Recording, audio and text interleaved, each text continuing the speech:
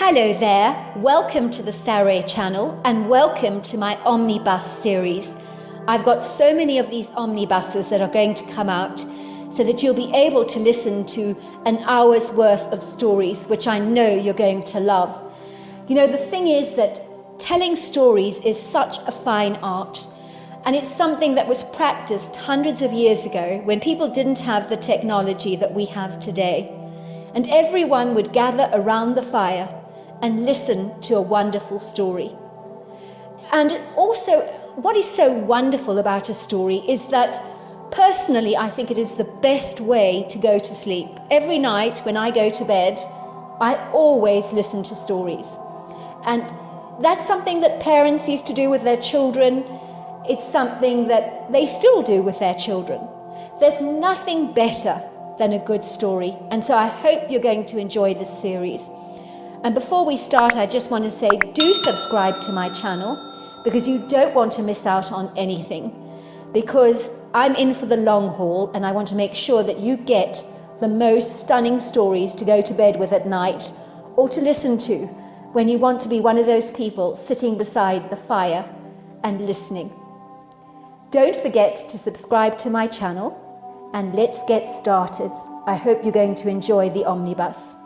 Dear Sarah and all your lovely listeners, my name is Robin and I'm from the small village in Hampshire in England, where I grew up in a quaint, rather quirky-looking 300-year-old farmhouse on a couple of acres of land with my mother and father and my brother Harry in the 80s era. Our whimsical, charming home was made of beautiful old stone walls, while the back facade was made out of bricks and mortar and was painted in white. There were large wooden white sash windows throughout the house and a very large, dazzling wooden front door that was painted bright pink. On the walls of our home we had beautiful climbing pink roses and purple wisteria that gave a rarely English, quaint, countrified ambience to our home. Our garden was dotted with apple trees and plum trees, as well as a scattering of oaks, and overlooked beautiful pasture land and emerald green hills where horses would invariably gallop and graze. On the front perimeter of our home was a huge village green, and all the village homes were nestled quite close together. We lived in a very friendly village community where everybody knew each other, and over the years we would have village fetes and other exciting village events. It was common to observe horses and riders trotting down our street, and it was very idyllic life with the town of Andover only about 15 to 20 minutes away. Growing up, I was no stranger to the paranormal, because all my life strange things would happen in my home that made me fully aware that we were not alone. Sometimes I would get this horrifying, airy feeling that I was being watched and studied, and it was so scary I would insist on sleeping in my parents' bedroom because I was so rattled by these ominous, nefarious experiences. My parents would reassure me that there was absolutely nothing in my room and put down my fearful, frantic outbursts as down to a fertile, overactive, childlike imagination, and were extremely dismissive of my claims that I was indeed being watched by a ghostly spectre. "Nonsense, darling," my mother would say. "There's nothing there." She would look under my bed to absolutely reassure me and open and close my closet to make her point that there was indeed nothing there. When I was your age, I used to imagine all kinds of monsters were lying in wait for me under the bed, but it was never ever true. I would tell my parents there were green goblins and dragons hiding under my bed that wanted to gobble me up, she would tease. Despite the insistent ramblings from my parents, I knew very differently, and I was absolutely certain we were being watched, studied and observed by invisible eyes. Even my stoic brother Harry, who was a very quiet, reserved, reticent boy, told me that he also unequivocally believed my story, because he also sensed that something outer-worldly was watching him at night, but he begged me not to tell our parents. "I know it's a woman," he would say, "a lady from another time." Sometimes in the night my closet door would just open all on its own accord, and I could sense a presence just staring at me. I would be so terrified I would hide under my covers, hardly daring to breathe. I would then hear a woman's shoes walking around my bedroom and stopping at the end of my bed, and I could feel her steely eyes observing my sleeping form. I would never ever look, because I was certain I would see a ghost staring at me. I would close my eyes ever so tightly, begging God with all my heart to make it go away. And sometimes I would be so terrified, I would literally race to the light switch with my eyes tightly closed, because I was petrified of seeing that ghost for myself. And I would quickly switch the light on. When the light was on, I felt safe again, and so invariably I experienced many restless nights, sleeping under the full bright glare of an electric light. One day my parents decided they wanted to extend the kitchen, and finally we received planning permission to advance our exciting plans, as you have to go through this arduous, stringent protocol when you're dealing with a Grade 2 listed building, which ours was. The moment the builders began to extend the kitchen, strange things began to happen in our home. It was almost as if we'd stirred up something paranormal. Lights would go on and off on their own accord, and things would get misplaced, only to be found days later in an entirely different spot. Whatever this ghostly spectre was, it clearly did not like my father at all, because he would wake up with strange bruises and scratches all over his body. It was very mysterious. He complained about regular nightmares night after night, where he said in his dreams he would see this very angry-looking, hostile young woman who would shake her head at him in her dreams and point an accusatory finger at him. He described her as wearing a dark, flowing 1800s dress.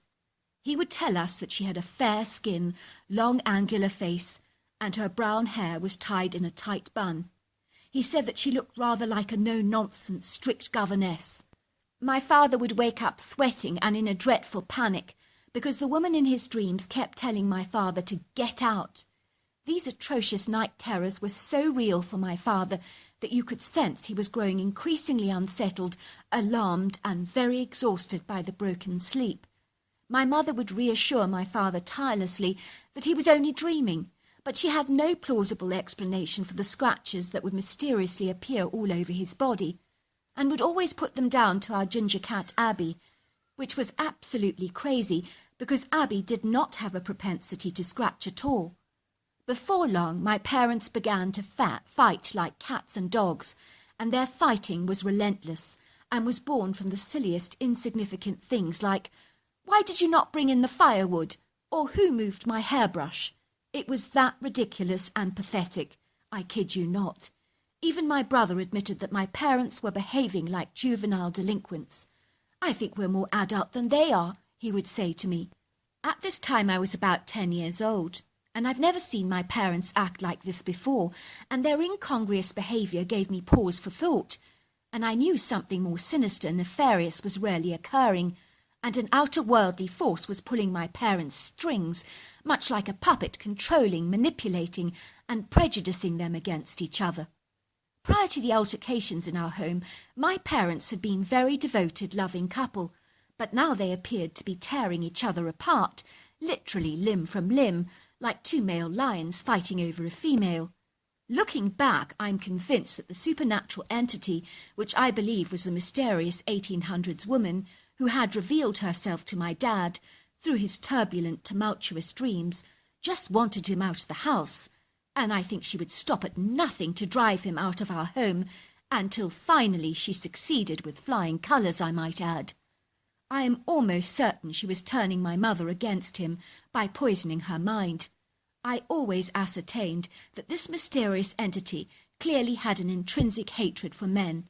I adamantly believe that she was inflicting her abhorrence for men on my mother's subconscious mind. Before long, my belligerent mother hated my father with such an astringent bitterness that was unfathomable. She even succeeded in turning my brother Harry against my father, but she was not victorious in swaying me against him, not at all. I knew my father was an exceptional, wonderful man, and she could do nothing to alter my opinion of him, because I adored my father, and nothing could break that father-daughter bond. Before long, my father moved out of our home, and my parents both filed for divorce, And not after that event my mother claimed she'd actually had a dream of an 1800s woman telling her that all was well now, which I thought was exceedingly odd. But now I believe that woman was telling her that all would settle down in our home because my dad had finally gone, and believe me, it actually did. Even I began to feel as if I was no longer being watched and scrutinized by that apparition of a female, and the female footsteps immediately stopped walking over my bedroom floors at night, scaring me half to death. It was like our house actually became lighter. It was not long after the divorce that I soon learnt that my dad was getting remarried to a divorcee who had 2 stepsons about my age called Robert and Simon. It would seem that he was living in the Pacific Northwest and enjoying a very different way of life in America. My father tirelessly wrote to me week after week, as my mother and brother churlishly wanted nothing more to do with him. It was desperately sad.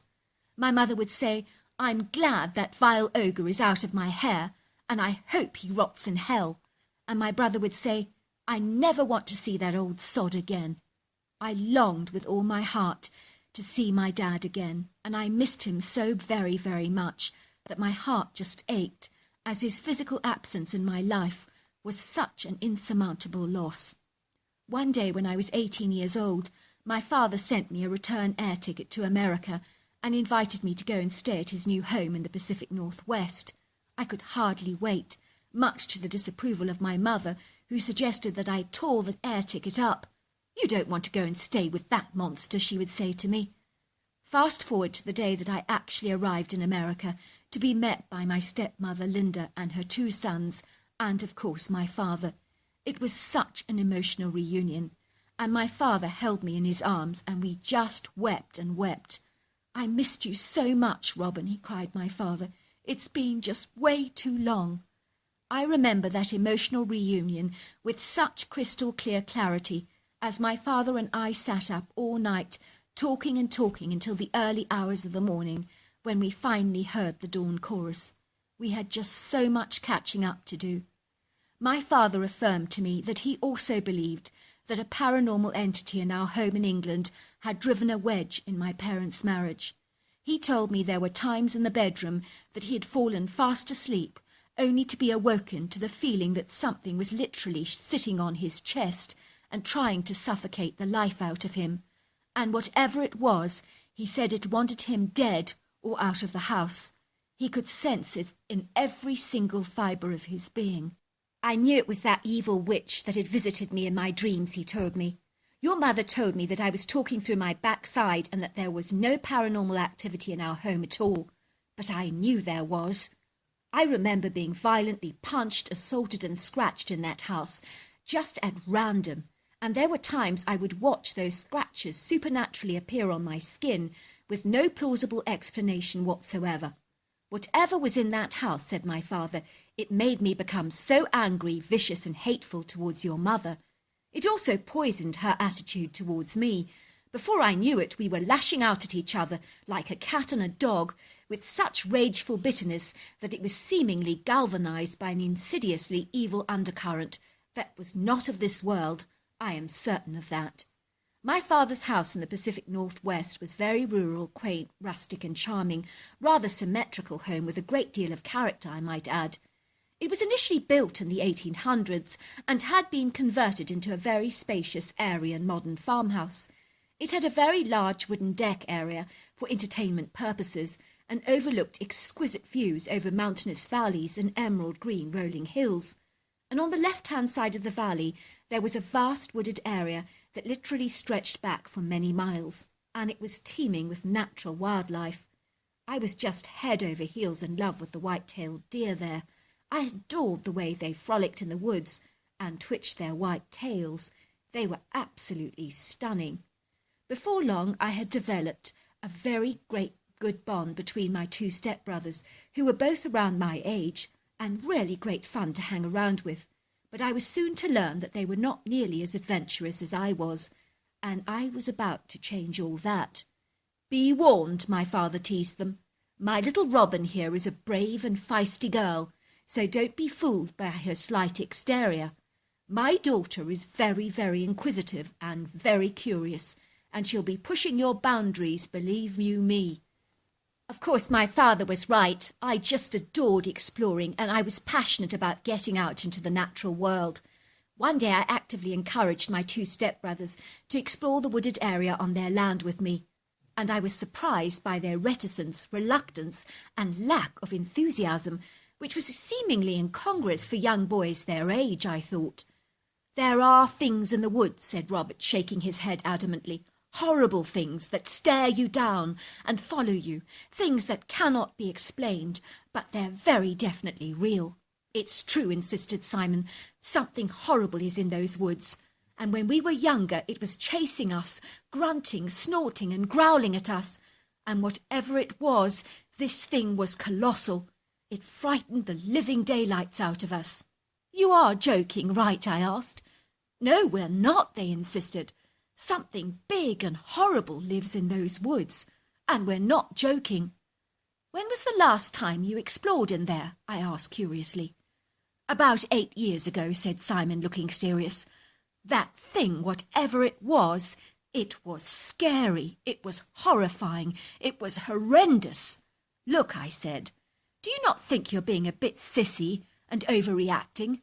You're being a little bit pathetic, perhaps?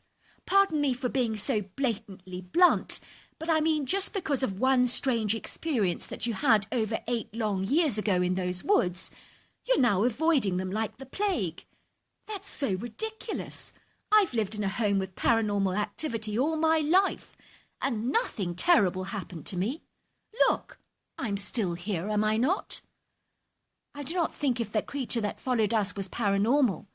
"Look," I said, "do you not think you're being a bit sissy and overreactive and a wee bit pathetic?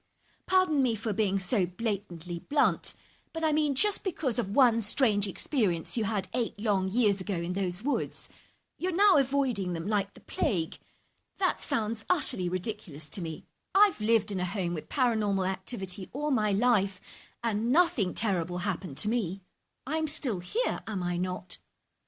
"I do not know if that creature that followed us was actually paranormal," said Simon. "It sounded hauntingly real.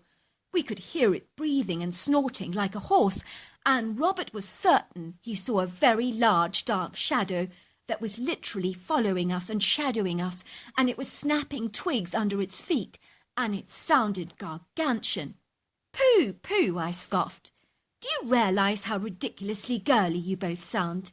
Even my brother Harry would have more backbone than both of you. You are both completely spineless, and are being paranoid and irrational. If you're not going to come with me into those woods, then I'm going alone, which is a pity because I would have enjoyed your company." Simon looked at Robert wearily. "Look, we better take Robin into those woods with us. We cannot let her go on there alone. We can take our rifles with us for protection. How about it?" So there we were. We went into the woods, and they were beautiful, and the idyllic bird song was utterly exquisite. And the further we ventured into the woods, the more Simon and Robert began to relax. It was like their previous anxiety and dread had all but dissipated, to be overtaken by a heightened enthusiasm and curiosity. "There's an elderly couple who live somewhere in these woods," Simon told me. "Their house is further down towards the left. If you walk through the woods, there's a road on the other side, and the narrow driveway of this couple's property leads on to that road." "You mean to tell me that an elderly couple has lived in these woods all these years, and yet you couldn't enter the area for 8 long years?" I scoffed. "Do you realise how crazy and pathetic that sounds?" "Maybe you're right," said Simon. "I'm now beginning to feel a little bit silly, and I do regret not coming into these woods more often when we were younger. I think we may have missed out in retrospect." "Of course you did," I said. "Oh, there is the house," said Simon, stopping dead in his tracks. "It looks derelict and abandoned," he said in horror. "It doesn't look like the elderly couple lives here anymore." "How extraordinarily strange," he said. I stood still, observing everything for a moment, and taking it all in. The house looked completely dilapidated. I could see that there was peeling paint on every surface, and there were weeds and creepers climbing up the walls like hungry vultures. The windows looked like they were falling out of the building, because the wood had become so warped. Parts of the front door had broken off, and there were 2 cars in the yard that were so rusted and weathered by time that the grass was literally growing through the vehicles. I remember my heart was fluttering with excited curiosity and extreme fascination. "A real abandoned house," I said excitedly. "It doesn't get better than this. This would be the perfect setting for a horror movie. The house looked like it's watching us. And it's so lovely and creepy," I said. "Come, let's go." As we entered the house, the wooden floorboards groaned under our weight, and we were amazed to see that the house was still furnished, even though the furnishings had all but faded, and some of the Persian carpets had been eaten away by moths. The place was very dusty, neglected, and strewn with cobwebs, and a few dead insects were scattered on window ledges and along the floors. It was clear to see that the dining room table had been set, and it looked like the couple had eaten a meal and never got to finish it, which I thought was decidedly odd. It certainly made me reflect on what could have happened to make them leave their premises in such a hurry, including abandoning all their worldly possessions. It was exceedingly strange. Had something scared them away, I wondered? And what? We continued to explore the home, finding all kinds of interesting curios that led me to believe that this elderly couple had been remarkably well travelled. There were Russian dolls from Russia, a cuckoo clock from Switzerland, and soldiers with busbies on their heads from Great Britain. When we entered the couple's bedroom, we could see that the bed sheets were crawling with spiders, and we could see the ominous indentations on the pillows where the couple had last slept. I was so fascinated and intrigued, and I wondered what on earth could have happened to this poor elderly couple. I really sensed in my gut that something brutal had occurred here, but what I could not imagine. Something felt distinctly off. Suddenly we heard a curious, strange scratching sound coming from the closet in the bedroom, and even though I thought it was possibly a rat or something, curiosity finally got the better of me, and I went to investigate, and finally I opened the closet door.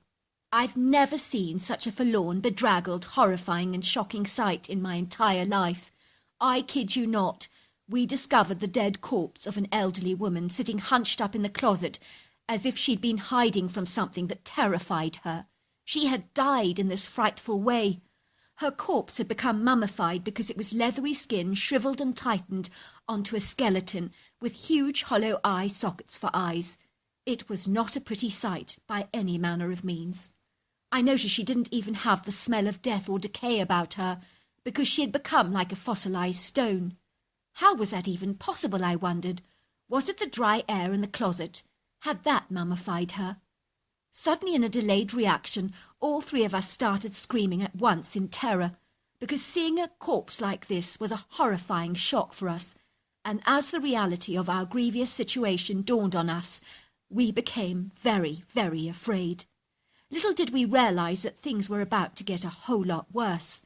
Suddenly we heard this thunderous roar and heavy feet running towards the house in a response to our screams. And whatever it was, it sounded exceedingly colossal and very, very dangerous. "It's that beast," cried Simon in utter terror. "Get into the closet now, get in." I kid you not, we were huddled, terrified, in the closet next to a dead corpse, and as you can imagine, that is a horrendous experience. And to make matters worse, there was a rat crawling all over us in an attempt to get out of the closet, and it kept scratching away at the door, seemingly unconcerned about our presence.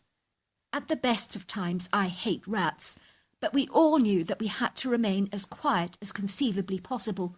Whatever this thing was, it was thundering and hammering around the home, looking for us, because it had heard our screams. It was mammoth. Even though I could not see it at the time, I could sense the monstrous presence of this thing, and I knew it had to be titanic in size. We kept very quiet and still, as we heard the creature pounding around the house, and we could hear its noisy horse-like breathing.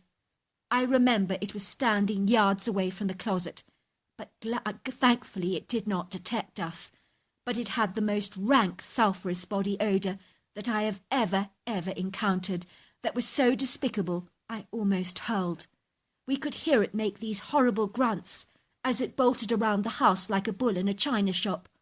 After a while, everything became very quiet and ominously still. I falsely believed that the hideous critter had finally gone. I crept out of the cupboard to take a peek outside the bedroom window because I was so inquisitive, against the futile protests of Simon and Robert. As I looked out of the window, I saw this monstrous 10-foot-tall, hairy humanoid ape, covered in jet-black hair, and he was using his overlong arms to lift up the rusty cars in the yard. I noticed he manoeuvred them with such effortless ease that he made them look like they were kids' toys, I kid you not. I believe the hideously deranged critter was looking for us. I could only get a sideways view of him. I had seen enough to haunt my nightmares for an entire eternity. This critter was built like a tank. He was incredibly muscular, weighty, and very, very powerful. He must have been about 1,000 pounds and at least 5 foot wide, with human-like hands and feet, and a very distinct cone-shaped head, hectically humongous shoulders, and a rather angular-looking face. I didn't get to see the rest of his face, though. I watched the creature stamp his feet as if he was having a childlike tantrum. He then pounded his chest with his fists and let out the most horrifying roar that sounded exactly like a lion, only infinitely worse. The creature then hightailed it through the woods and was gone, moving like a tornado through the woods. That was how hectic it was. Fast forward a week or so, and I'm glad to say we were able to put the whole harrowing ordeal behind us. How we got back to the farmhouse that night, after our petrifying experience, I will never know, but somehow we managed. Unfortunately, in our haste to get out of the closet, the dead corpse of the old woman fell out of the closet and landed flat on its face. We informed the police about the dead body of the woman in the house, and they said that she had died of natural causes, but they were baffled that her body had become mummified. As I expected, they could not find any trace of the husband, whom appeared to have vanished into thin air. We wanted to tell the police about the dangerous critter that chased us, but my father told us to keep very quiet about it, because it was unlikely that the officers would believe our story, because it sounded so spurious and fictitious. I know you would not make a story up like that, he said to us, and if I'm struggling to make sense of it and to believe it, imagine how the police will react to it. It's better not to tell them anything at all. And I knew he was right. All these years later, I know that the critter we encountered that day in the woods was indeed a Bigfoot, but this one was so territorial, I think he had the idea that everything in the woods, including the dilapidated home, was his. I believe he may have killed the woman's husband because no record of him was ever found or discovered. I believe maybe the elderly woman saw her husband being killed or dragged away by the violent creature, and in her terror she hid in the closet, and was so utterly petrified to come out of her hiding place that she literally starved to death, or maybe died of thirst.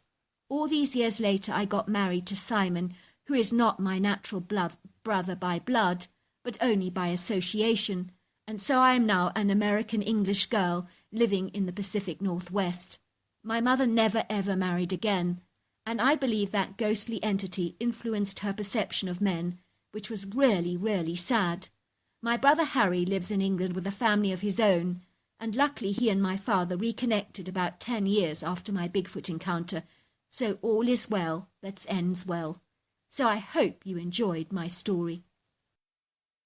Dear Sarah and all your lovely listeners, my name is Nicholas and I grew up in a small North American rural town, and my Bigfoot encounter happened in 2016. I was fortunate enough to grow up in a very secure, happy family with one sister called Lara and a brother called Paul, and we had a very happy childhood growing up in the late 90s. My parents were incredibly hard-working and very diligent, providing us all with a very high standard of living and sending us to the finest, most prestigious schools to attain a first-class education because our parents wanted us to succeed in life and become lawyers, barristers, doctors or engineers. As a child, I just loved everything that was associated with cars, and I had the most massive car collection as every birthday and Christmas. Nothing ever changed. I just wanted another car to add to my ever-increasing car collection. I would watch Formula One racing on television and fancied myself as a Formula One racing driver like Fernando Alonso for a very long time.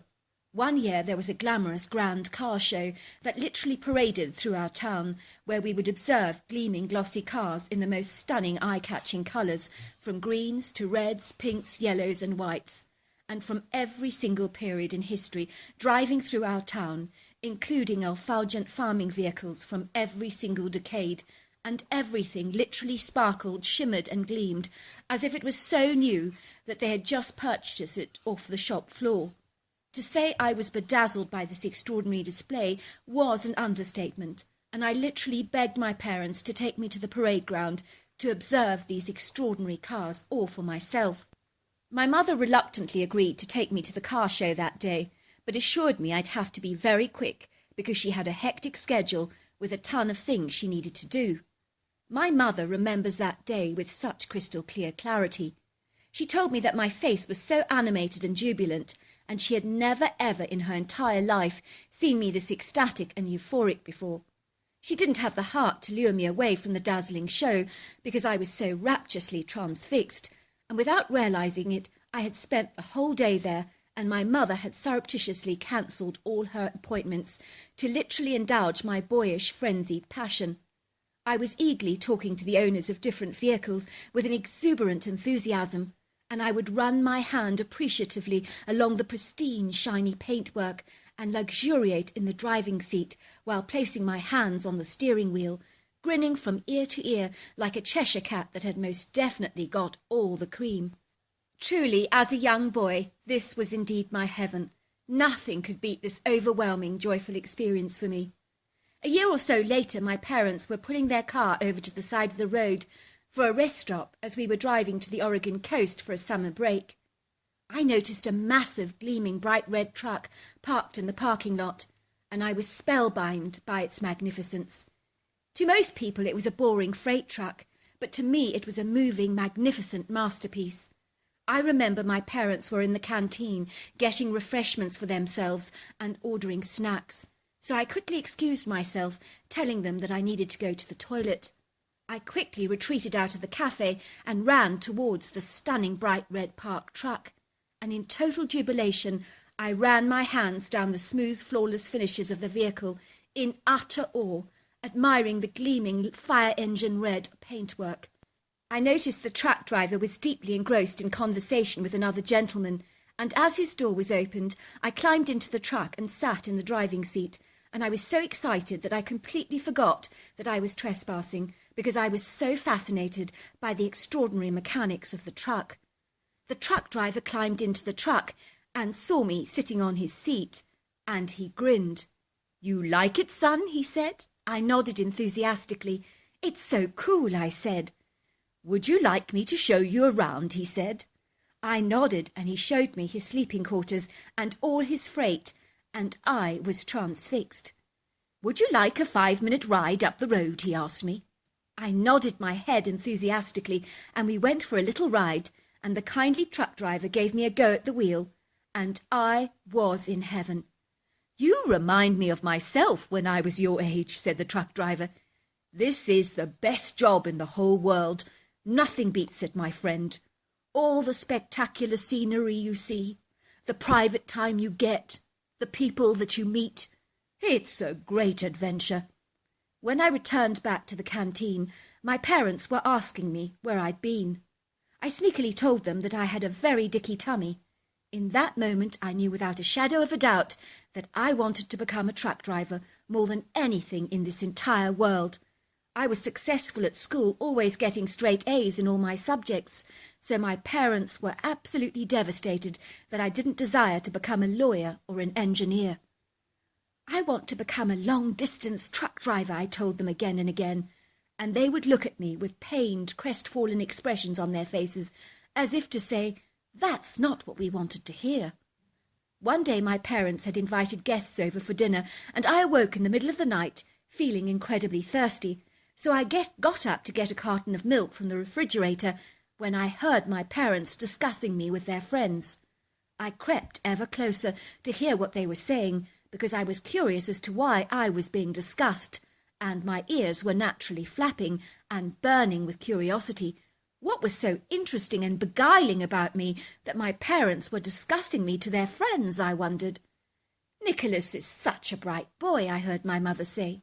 "He's so fixed on becoming a truck driver, which is such a terrible, terrible waste, when he could do so much more with his life. Even becoming a pilot would be infinitely more impressive than driving a truck. I was really hoping he would become a barrister." I heard the guest saying, "I think becoming a truck driver is a challenging job, and if that is what he wants to do, let him go with his heart, because if you inflict your will on his life, he will only resent you for it." "That's what I did with my Tommy," came a woman's voice. "I pushed him to become a lawyer, and 2 years later he's now doing engineering. I agree, you cannot impose your will on your kids, because it will ultimately backfire on you. Personally, I would be scared stiff driving a truck on those highways in icy conditions in my opinion, it takes guts to drive a truck, and a great deal of proficiency and dexterity too, I might add." I'm glad to say that after that dinner party, my parents became much more agreeable and amenable to me becoming a truck driver, because they realised it was absolutely fruitless to stop me following my dreams. And they were very right, because one way or another I would invariably have ended up driving a truck, and there would have not been a jot that they could have done about it, and so conceding to my passion was the very best thing that they could have done. It was in the year 2014 that I started my long-distance truck driving in a bright red shining Kenworth truck for a trucking company delivering freight all over North America, and I was in my absolute element, and I've never been so deliriously happy. You would think I would get over the novelty of truck driving with the long hours on the road, but believe it or not, I have never wearied or lost my passion for driving a truck. I also believed I have the personality for trucking because I enjoyed my own company, and being on my own has never ever bothered me because I get so much stimulation from the panoramic views and the odd, interesting, eccentric characters that you invariably encounter on your travels.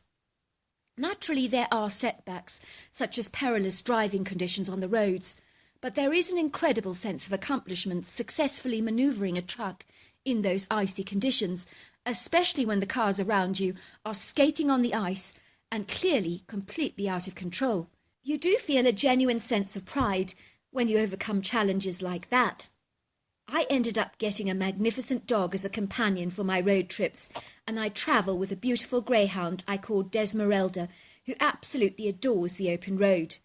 I chose a greyhound because they are couch potatoes by nature that don't require a great deal of exercise, and she is the perfect fit for my life on the open road. What I love about driving my truck is the panoramic landscapes that I drive past every single day. And some of the views quite literally take your breath away, from those snow-capped mountains, open meadows, mountainous valleys, fields of corn, idyllic lakes, and the list goes on. And I get to enjoy this varying scenery every single day. Sometimes it feels as if I'm on holiday every single day, because I listen to the most amazing music as I drive through some exquisite North American countryside. So on with some of my experiences out on those open North American roads. There are times when I've actually reversed my timetables and subsequently driven at night, and on one occasion I was literally eyewitness to the most horrifying collision in the middle of the road, and it happened so fast that I truly do not know what actually transpired. I know that this car came flying past me from a side street at what seemed like an incredible speed. The wheels were squeaking and hit a telephone pole with a thunderous crash. And then the car skidded at 100 feet into a tree with such a heavy pounding force, which caused the engine to go through the dashboard, flattening the car. It began to look like a mass of pulverized metal before my very eyes. I was horrified by the scene of such incredible carnage that lay before me. It's amazing when you're viewing something so horrific. For a moment or so it becomes so surreal, it's difficult to accept that the dreadful scene unfolding before your eyes is in fact real. In that moment I had to pinch myself several times. Was this really happening, I wondered, in total horror. I immediately parked my truck, jumped out of my vehicle, running quickly towards the wreck of metal. I remember my heart was beating violently in my chest, and I was praying, please God, let them be alive. But deep down in my gut, there was an ominous rising feeling of impending doom. As I peered through the front end of the car that was so crushed that the jaws of life would be needed to open the vehicle, my worst fears were confirmed. The 2 occupants in the front seat of the car were very definitely deceased, and they were barely recognizable. That's how badly injured they were. It was incredible that this had happened so very quickly. One moment they were alive, and now they were dead. I walked back to my truck wearily, feeling very sad, and phoned emergency services and dispatched immediately. I sat back in my truck, staring blankly into space, because I was trying to compose myself from the horrendous shock of what I had just witnessed. I reflected on the dreadful loss of human life and wiped away a few tears I'm not ashamed to admit. "Are you sure they're both deceased?" asked the female voice on the other end of the line. "Very sure," I said. "There's no doubt in my mind." Suddenly I saw something huge bashing around the car wreck and making a thunderous commotion. My first thought was, what the heck is that? I was staring at this massive giant-like creature covered with long flowing brown hair that was easily over 9 foot tall, 1,000 pounds, and at least 4 feet wide, and probably more. The creature's overlong arms were beating the vehicle viciously and looking intently into the car as if it could see something. I watched the creature in utter astonishment. Suddenly I realised that I was actually witnessing a Bigfoot. I have known of truckers that have seen Bigfoots before, but until you've actually observed one for yourself, you can never ever be sure that they're real.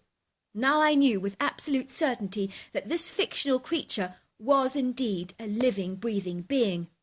I was wondering why the creature was so intent on banging the vehicle so viciously, as the 2 occupants were already clearly dead. Did he want to eat them, I wondered? Perhaps that's why he was trying to gain access into the vehicle. The creature, using his fists, pounded the back of the car and bended back a dented metal panel. With such a brute strength, I was utterly awestruck and amazed. And then he pulled out, from beneath the car seat, a little bundle in the back of the car, and looked up towards me. In that moment I locked eyes with a Bigfoot, and it was a moment that I will never ever forget. I sensed an incredible compassion on the creature's face and in his beautiful brown eyes, that was so human-like in its emotional intensity. The creature lifted the white blanketed bundle for me to see, and I realised it was a tiny little baby. I could hardly believe it.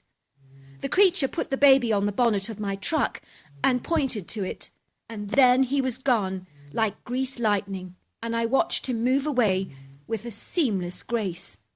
I got out of the truck and gathered the baby in my arms, and it was so tiny.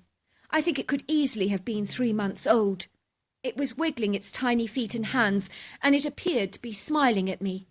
My heart just melted, because this poor little child would never grow up to know its parents. I was convinced it was the young couple that was killed in the crash, and I was right.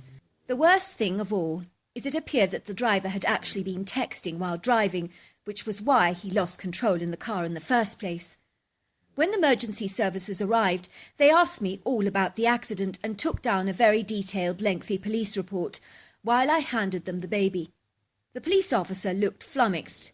"How did you know there was a baby in the car? And how the hell did you bend the metal back like that to retrieve the baby?" he said. "I mean, that takes superhuman strength." I was not about to tell the officer that a Bigfoot had rescued the baby.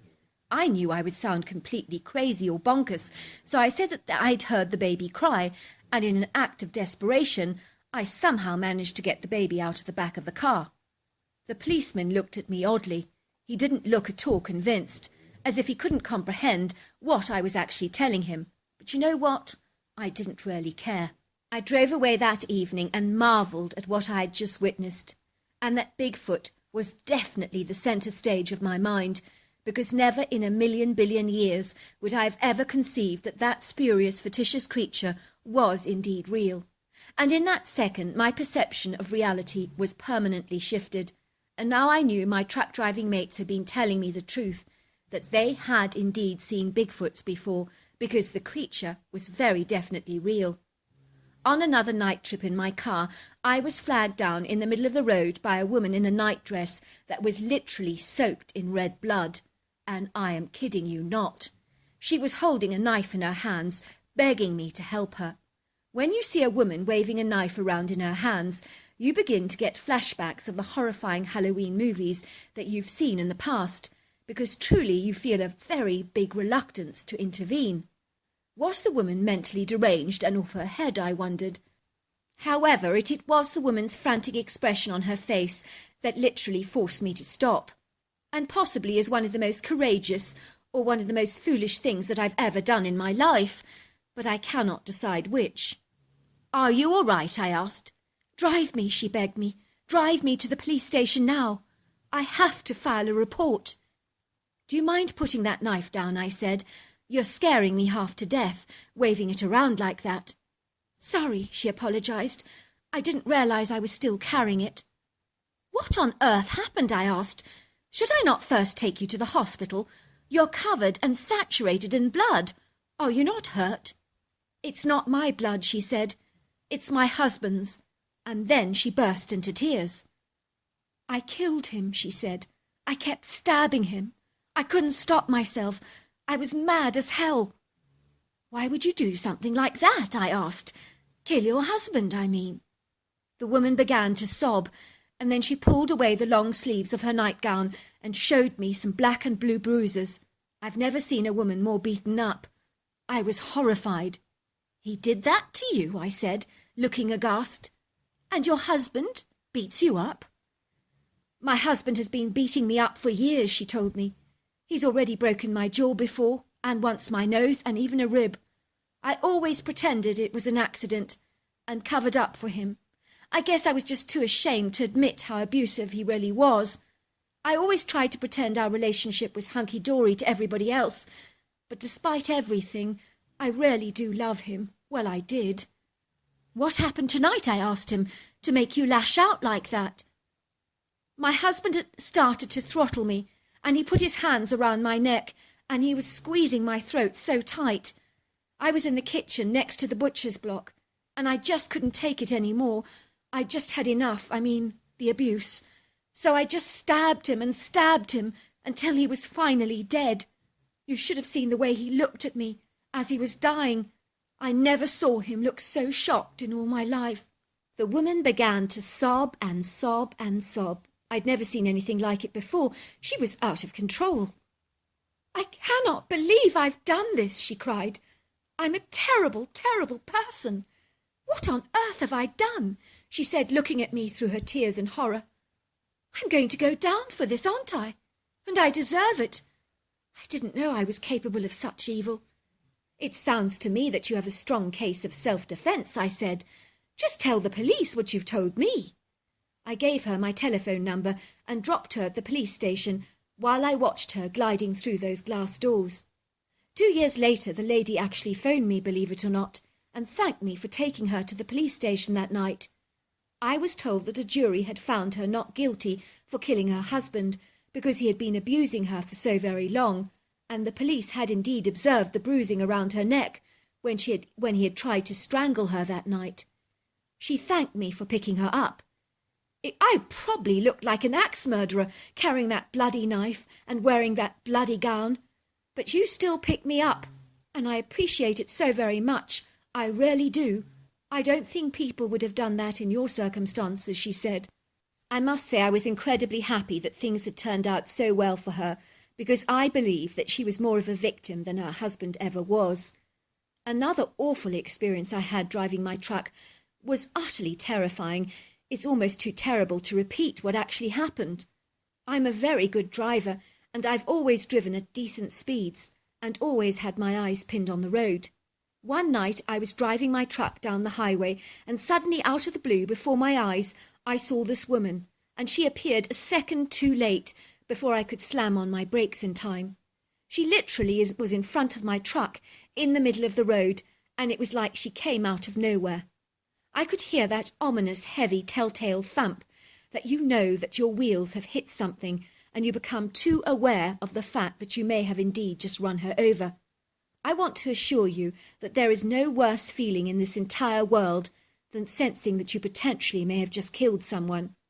I jumped under my truck and I saw her lying there in a lifeless bloody heap, pinned under the heavy wheels of my truck, and I immediately called emergency services. I informed them where I was and that I'd run someone over and actually killed them. I was so traumatized I was feeling sick to my stomach with nausea, and I could not summon up the courage to take another look at her, because it was just such an awful sight. I would leave the grisly work for the officers to do. I promise you, I told the policeman, I didn't see her. It happened so quickly. She was there, and it was too late. There's no one under your car, sir, said the policeman, looking up at me. But there is, I insisted. I ran her over. I felt the bump, and I saw her body as clear as day. I promise you. I would be asking you to take a breathalyzer test and sending you for a mental evaluation, said the policeman. But you are the fourth person to have had this experience on the road in the last few days. And I guess there are probably others who also drove her over her and falsely believed that they had killed someone, and they had to live with the guilt of that every single day. Sorry, officer, I said. I don't understand what you're actually saying. I think you ran over a ghost, explained the officer, because this has happened 4 other times very recently on my watch, on the specific spot of the road, when people felt and saw the body of a woman that they had run over under their wheels and called us out, only to find that there was no one actually there. I believe you saw the ghost of a 15-year-old pedestrian who was crossing this stretch of road 14 years earlier and was subsequently killed by a hit-and-run driver. Maybe you experienced a time-lapse where the energy is recalled in a traumatic event and played back in our reality. Maybe a glitch in time or something, but I know you are not the first to experience this. We've been called out several times. I must admit I was shocked by the experience, but heartily relieved that I had not actually killed anyone. Now you can see why driving a truck can be a very colourful experience, and why I'm passionate about my job. And the best part of it all is I get paid for doing what I love. So if you see a young man driving a bright red truck on those North American roads with a greyhound in his car, ask me if my name is Nicholas, and you may just be surprised. If you're lucky, I might just take you out for a cup of coffee. So there you are. That's my story. Dear Sarah and all your lovely listeners, my name is Janine, and I grew up in the 90s. And when I was about 7 or 8, my parents moved from Atlanta to a very exquisite area in Washington state, in a beautiful, spacious, doll's house style, double-story home with a grey slate roof, whitewashed walls and square windows, along with a gleaming vintage red front door. Our enchanting postcard-perfect home was set against tall hemlocks, grand firs and Douglas fir trees that stood proudly in the firmament like statuesque green giants. And if you glanced through the trees, you would see the mountainous valleys beyond, rising up in the distance like masterful blue-grey pyramids. Our property was surrounded by rolling green, perfectly manicured lawns, a small pond, and a scattering of trees and pretty colourful shrubs and garden plants, from varying shades of green to deep wines, reds and purples. On the right-hand side of the valley, there was a vast wooded area of land that was teeming with indigenous wildlife, like the occasional black bear, mule deer and white-tailed deer, beavers, moles, bobcats, cougars and coyotes, and this area was accessible to most of the people that lived in our neighbourhood, and was a wonderful place for us to play as young children growing up. We were incredibly lucky because we could access this wooded area through a gate in our palisade fencing, which means we could literally leave our house and enter the woods immediately. I grew up in a quintessential family home with 2 devoted, fun-loving parents, along with my 2 younger siblings, Lydia and my brother Eddie. My parents were incredibly loving and supportive and encouraged us to be the best that we could be in life. They were both very much in love, and it was exceedingly rare for them to ever fight, and as a result, many people envied my parents' seemingly flawless and perfect marriage. One day something transpired in our home that was so utterly extraordinary that it was literally to shatter the fabric of our world apart, and leave an indelible footprint on our childhoods that would never ever quite be the same again. My story begins when I was about 8 years old at the time. I woke up to hear a raucous, monstrous commotion and raised indignant voices of both my parents fighting. I was absolutely startled because I'd never heard them fight before, and those outrageous voices for the first time were very alarming. What was going on with my parents, I wondered. I noticed that both my brother and sister were fast asleep, and I was wondering whether or not to actually wake them. I decided against it, although I was surprised that the loud, disgruntled, angry voices had not aroused them from their slumber. I tiptoed towards the staircase where the white wooden railings overlooked the downstairs living area, where my parents were brawling. I have absolutely no memory of what they were actually fighting about, but they were lashing out at each other like two seething, aggressive, rabid dogs that wanted to tear each other apart, limb from limb. I'd never ever seen them this crazed and perturbed before. It was not a physical altercation by any manner of means, but the waspish, stinging words that they were shouting at each other seemed as harmful and deadly as any sharpened bow through my childlike eyes. I was very apprehensive and incredibly alarmed of what I was actually witnessing, as I've never seen my parents exercise such hostility towards each other before. My mother looked so enraged and so hot-tempered that her nose was flaring and her face had grown bright purple, and I remember she threw a vase of flowers at a mirror, smashing it into thousands of pieces, and the shards of glass were everywhere, and the broken vase was fragmented into so many pieces that was lying precariously over the living room floor. Then she picked up several glass goblets and threw them one at a time at the wall in an act of incandescent rage, the likes of such as I've never seen before. My father looked horrified. "Please don't do that, darling. Let's talk about this. We can work this out, I promise you. You're barking up the wrong tree and blowing everything out of proportion. I promise you, none of it is true." "Don't lie to me. Of course it's true," my mother screamed. I remember gasping in horror, hardly believing what was happening, and when my parents saw me, they became very concerned. "What are you doing up, Janine?" my mother asked me. "It's way past your bedtime. It's already 12 o'clock. Had you not better go back to bed?" came my mother's sweet, reassuring voice that sounded far more edgy than usual. "I heard you shouting at Daddy," I said. "Is everything all right?" "Of course it is, sweetheart," said my mother, taking me in her arms and escorting me up the staircase back to my bedroom, where she tucked me back into bed. "Mummy, why were you fighting with Daddy?" I cried. "It's nothing to worry about, sweetheart. Your Daddy and I just had an argument, but it'll be fine in the morning, I promise you," she assured me, kissing me on the cheek. "But why did you throw the vase?" I cried. "Mummy was just venting her anger, sweetheart, but it was a very silly thing to do." My mother's words were very reassuring and comforting to me, and so I fell asleep, only to be awoken again to my mother's raised, angry voice, yet again. "I'm going to bed now, Ralph," she snapped. "We'll talk about this in the morning." I heard my father's feet running up the staircase. "No," he said. "Let's talk about this now. I want to resolve this now. It's crazy to go to sleep feeling so mad at each other when this is nothing to be upset about." "There's a great deal to be upset about, Rolf," came my mother's furious voice. Suddenly I heard a huge thumping noise that ominously sounded like someone had fallen down the staircase. It's a sound that I shall never forget. I immediately got up and raced to the landing. What I saw was so horrifying that I could not comprehend this chilling reality.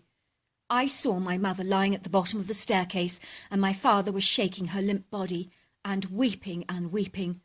I saw him clutching my mother's lifeless body in his arms and crying. I recall my mother looked like a pale, fragile mannequin in his desperate, frantic arms. I was so terrified, I ran back to bed, only to be awoken later to the voice of my mother's sister, whom my father had obviously called around to the house. Once again I crept to the landing and looked over the wooden railings to see my father and Diane, and they were embracing and crying. I sat on the staircase, eavesdropping and listening intently to their intense conversations. "We have to cover this up," I heard Diane saying to my dad. "No one can know about this, or you'll go down for murder." "But it was an accident," protested my father. She fell down the stairs. I didn't push her. Surely the police would understand that. You want to take that risk, snapped Diane. Supposing it all backfires on you, and you go down for life for this. It happens. Is that what you want? You know very well that Victoria would be devastated to see that happen to you. She'd never ever forgive me if I didn't protect you. What about your kids? Do you want them growing up without a father? That would be a grievous evil if ever I saw one. Those kids have lost a mother. They don't need to lose a father as well. Not if I've got anything to do with it, that is.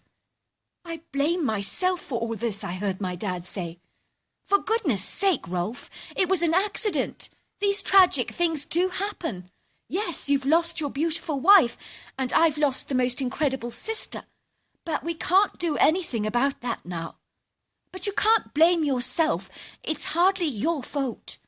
And as for Victoria, she should have trusted you more. Honestly, she should know you better than that, instead of reacting like a bull in a china shop and coming to all kinds of conclusions. Victoria was always prone to overreact. Even when we were kids growing up, she would always jump to the wrong conclusion. She was so good at that. Before long, I could see the lifeless body of my mother being rolled in an old Persian carpet, which my father and Diane seemed to be taking somewhere. I was certain they were going to bury her. After that dreadful ordeal, I'm not sure what actually happened to my memory. But I must have suppressed it for some reason, or maybe I just told myself it was all the most terrible nightmare, and it never actually happened. I was to learn later that kids do have the marvellous ability to block traumatic events from their minds, so invariably that must be what happened to me. Because I kid you not, many years after this harrowing event, I remembered absolutely nothing. The next day I woke up to the delicious smell of pancakes, which Diane was serving with lashings of maple syrup and vanilla ice cream. I was thrilled because we were never usually allowed to eat ice cream at breakfast. I was surprised to see my mother was not around, and I was rather perturbed as to why Diane was there. But it's amazing how a plate of delicious-looking melt-in-the-mouth pancakes can literally throw off your thoughts. My father was looking at us very seriously as he sat down at the breakfast table, and he passed us plates of pancakes. I could see my dad's eyes look bloodshot. They were so red from crying, and he looked so despairingly sad. I knew something really bad had transpired. My brother and sister were looking at my father in dismay, because he looked so broken, downhearted, and incredibly lost. "Your mother has left us," said my father, "and she's not coming back, but she wants you to know that she really loves you very, very much indeed." "Why did she not say goodbye?" asked Eddie. "And why is she not coming back?" My father began to choke on his words as he fought back tears, and Diane immediately interjected. "Your father's right. Your mother's gone away for a very long time, but she does love you very, very much." It was all as if our probing, curious questions were being pushed away and always blocked by Diane, who seemed determined never to tell us very much. After a while as kids, we stopped asking questions, and so did everybody else, as invariably people get caught up in their own lives and always get distracted. So my mother's absence in our lives did not raise too many quizzical eyebrows or curious questions, as you might imagine. And we had only been in Washington for a few months, so my mother had not made many friends, so not many people were aware that she was actually missing in the first place. I believe Diane and my father did actually file a missing persons report at the police station, but they told the police that my mother was suicidal at the time of her disappearance, and I think it was assumed that she had taken her own life, and so nothing was really done about the case, as no evidence of my mother's body was ever found. My father erected a very beautiful memorial stone for my mother at the local cemetery with its own burial plot, where it stood proudly among all the graves at the cemetery, and as children we would visit it regularly, which was rather strange, because if my mother was not dead, why were we visiting her gravesite? Diane always seemed to find an answer for every single question, and she told us that a memorial stone was about remembering the person, whether they were alive or dead. Growing up, the pink elephant in the room was invariably always the subject of my mother, because if we dared mention her name, my father became so incredibly despondent that it was just so heartbreaking for us to observe that we daren't ever raise the subject again. We knew not to ever mention my mother's name. Sometimes I would see my dad flicking through photo albums of happier times with such painful looks of nostalgic yearning on his face, it was unbearable to watch. As my father worked full-time, Diane moved into our home with her long-time boyfriend Larry, and they looked after us, taking charge of the school run and managing our home, and we became like one big happy family together. Diane became like a second mother to us, and Larry like a second dad, and we had a very happy, vibrant life, although I always sensed that my dad had a deep underlying sadness and grievous hurt that could never ever be dissipated no matter what. Naturally, there were times as kids, Lydia, Eddie and I would reflect about my mother and ask each other what had actually happened to her and why she left us in the way that she did. But none of us had any real answers, nor were we overly concerned, because we had a very full, jubilant and happy life, so why should we worry anyway? Growing up, we would spend ages out in the woods, and we would often take a picnic lunch with us and eat our sandwiches by the stream that meandered through the wooded valley and was surrounded by huge rocky formations that we would sit on as we watched the gushing stream, with its strong, forceful, pulsating current, run its watery course through the valley. As children, we enjoyed the soothing sound of the water and adored paddling in the stream and throwing small rocks in the water. Sometimes we would catch little fish with our nets and throw them back into the stream. Other times we would play hide and seek in the woods, and we would find great places to hide, such as hollows in trees and overgrown shrubbery and rocky formations. There were always fabulous hiding spots in the woods. There were occasions we would bring our board games like Snakes and Ladders or Monopoly, and we would play them together on one of the elevated, vast, smooth rocks there that was as flat as a table. We loved the woods because they were teeming with wildlife, and I especially adored squirrels because they're so cute, the way they dash so nimbly up the trees and look at you with their wide, brown, curious eyes. One day when I was about 15 years old, I woke up in a dreadful hot sweat, and I was in a huge panic. I knew that I was experiencing the most horrifying, unbelievable, dreadful nightmare. Suddenly the memory of the last night of my mother's life came flooding back with such crystal clear clarity. I could remember every single detail of that night from 12 whole long years ago. Now, how does that happen? The weird thing is that my recall did not return to me in dribs and drabs, as it invariably does for a lot of people, like a jigsaw you try to put back together again. On the contrary, it came back all at once, in such explicit detail. It was nothing short of extraordinary. I could see my mother's furious face throwing that vase at the wall, and I remember that baleful thudding sound as my mother went flying down the stairs to meet her dreadful demise. I knew it had been an awful accident, and so I wondered why on earth my father had kept it a secret from us for so long. I ran into my father's bedroom, and I shook him violently awake from his very deep sleep. He looked startled to see me waking him up so aggressively and so early in the morning. "Is everything all right, sweetheart?" he asked. "You look frantic. Has something happened?" "Dad," I shouted, I remember everything that happened the night Mum died." My father sat bolt upright in bed and said, "You remember?" "Yes, Dad, I remember, and none of it was your fault. Mum died, yes she did, but it was a terrible accident." I began to tell my father absolutely everything I remembered, and we embraced in each other's arms and cried and cried. "I cannot believe you recall such details," said my father. "And that is indeed what happened. You were only 8 at the time, and you remember so much. It's extraordinary. Why didn't you tell me before?" he asked, looking perturbed. "Because I've only just remembered now," I said. "I've only just remembered everything now. Dad, you and Mum never ever fought. Why was Mum so angry that night?" I asked. My dad shook his head. "It was all down to that duplicitous secretary of mine that was working for me at the time. She was called Shirley, and she was a nasty, vindictive woman who was always trying to seduce me. I immediately fired her because she was behaving very inappropriately towards me, and it was becoming increasingly uncomfortable for me at the office.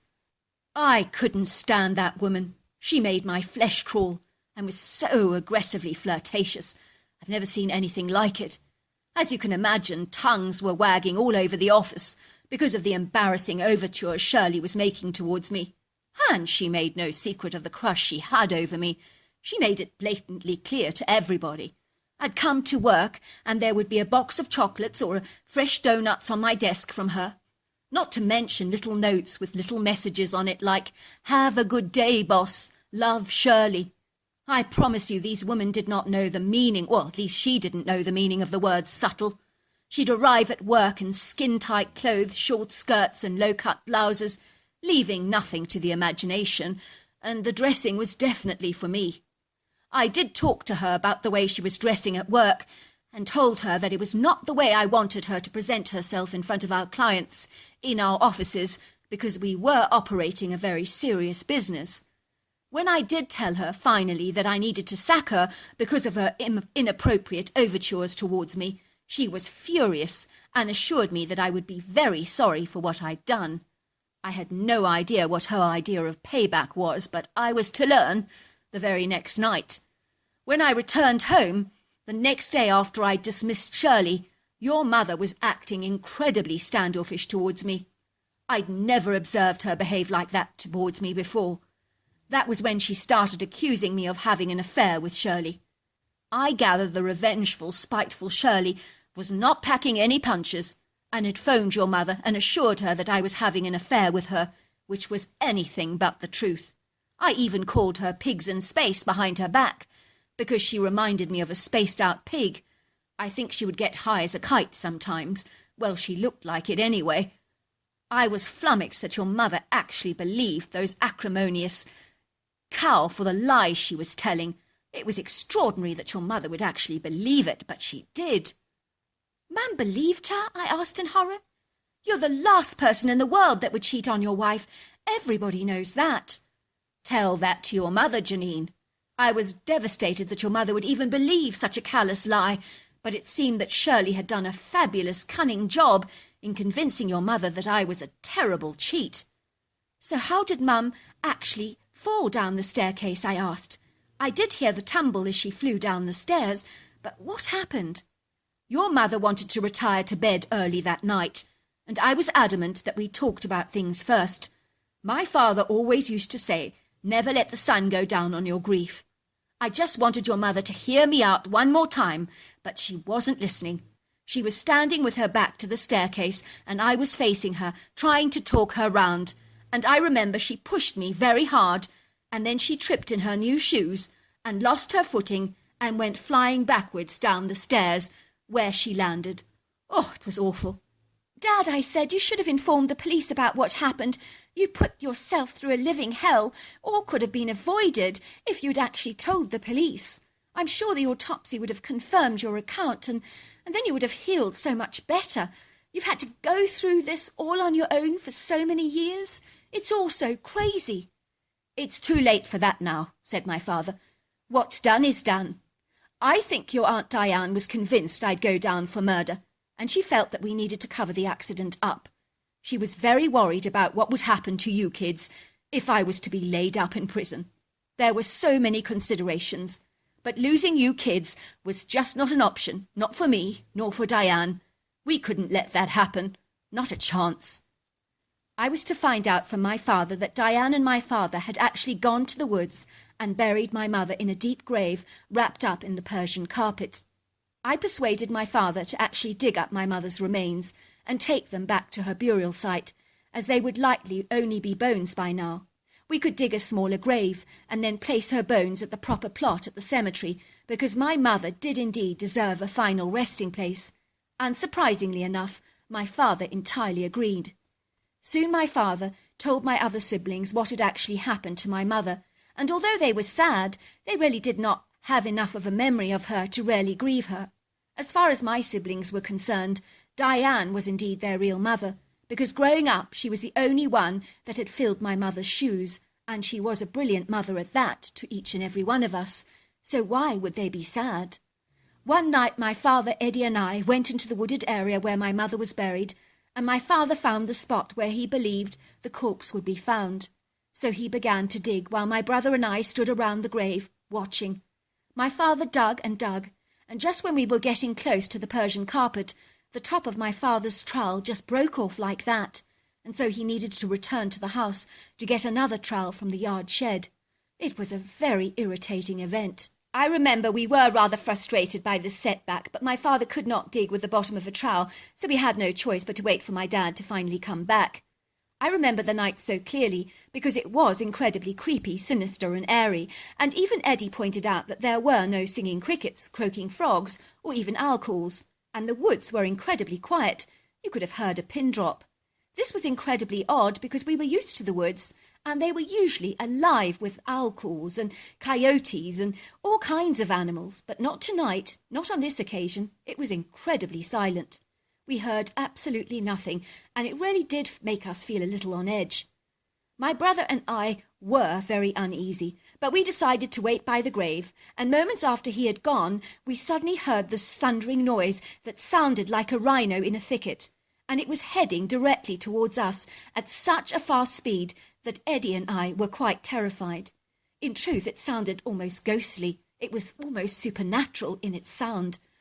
Immediately we went to hide behind an oak tree that overlooked my mother's resting place. We quickly turned off our flashlights, and thankfully it was a full moon that night, so the moonlight literally dappled the forest floor in a very pretty white light, and surprisingly we could see remarkably well. We heard the creature before we actually saw it. The critter was grunting, snorting and breathing very heavily, sounding unlike anything that I've ever heard before. Even but before I actually got to see the critter, I sensed it was colossal, because I could feel the powerful energy that it exuded, that made you fully aware that you were in the presence of an apex predator. Call it a sixth sense if you like. I cannot explain it, but you just sense and know it intuitively. When I peered around the tree, I saw the critter, and it was unlike anything that I've ever observed or seen before in my entire life. This thing was like a human giant. It was massive, and when I say huge, we are talking about titanic. This creature would make a tall human being appear small and inconspicuous because it was about 11 foot tall, 5 feet wide, and easily over 1,000 pounds.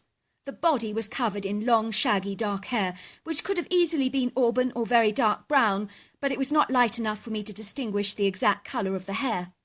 The critter was very strong, sinewy, thick, muscular and burly, with very long, overlong arms and a cone-shaped face. I could not distinguish all the features of the face, but I did observe a very evident red eye shine. To my horror, the creature was observing the recently dug grave with a somewhat perturbed look on his face, as if he was saying, "What on earth is this, and what is it doing here?" He couldn't understand why there was a big square hollow in the middle of the woods, and he was scratching his head as though very confused. Suddenly he appeared to study it a little bit more closely and intently, with very keen eyes, as if something had suddenly caught his eye. To my horror, the critter jumped into the hollow and was digging away at the grave, working far more efficiently than my father had done, with a trowel, I might add. I watched it using its huge hands and sausage-like sized fingers, and finally it succeeded in dragging out of the ground a very large Persian carpet, which he unrolled. To our amazement, my mother's scant remains just fell out of the carpet, landing all over the forest floor, and it seemed that there were no more than a few little bones. The creature was very surprised by this, but he discarded my mother's bones like the pieces of a jigsaw puzzle with very little interest. I could see he was far more interested in the Persian carpet itself, which for some reason, although having been buried for so long, was not in terrible condition, I might add. I would have expected the wool to have been eaten away, but it did not appear to be the case, which I thought was exceedingly peculiar. The creature was thrilled with the rug, because he began to make these delighted whooping sounds, as if he'd found some long-lost treasure, and then he rolled the carpet, tugged it under his arms like a lightweight yoga mat, and glided away, whistling happily to himself. "What the heck was that?" asked my brother. "Did you see it?" I nodded.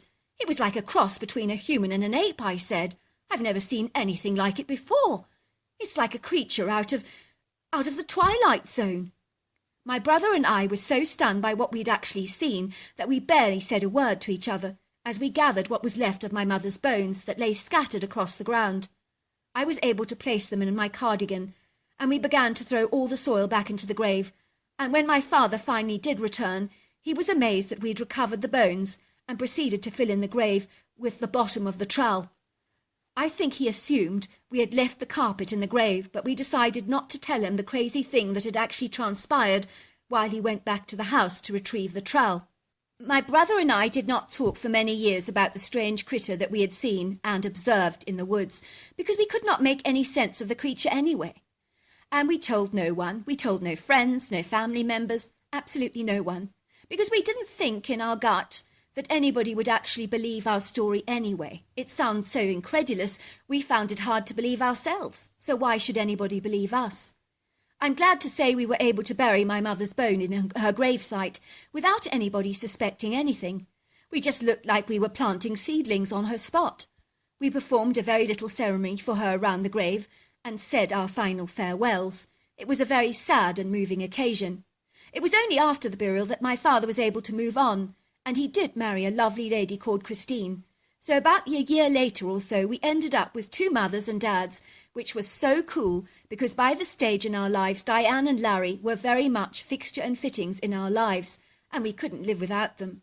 One day, many years later, we saw a program called Finding Bigfoot, and then my brother and I knew at once what we had seen that night in the woods, and we became incredibly excited. My father laughed and said, "There is no way that a creature like that could exist in our forests because we'd know about it." Eddie and I looked at each other and winked because we knew that Bigfoot was indeed real. So there you are. That's my story. Dear Sarah and all your lovely listeners, my name is James, although people often call me Jim for short. I grew up in the 80s in northwest England, which is very close to the border of Scotland, in an area known as the Lake District in Cumbria, in close proximity to the town of Keswick. In this part of the world, we heavily rely on tourism and farming for our economy.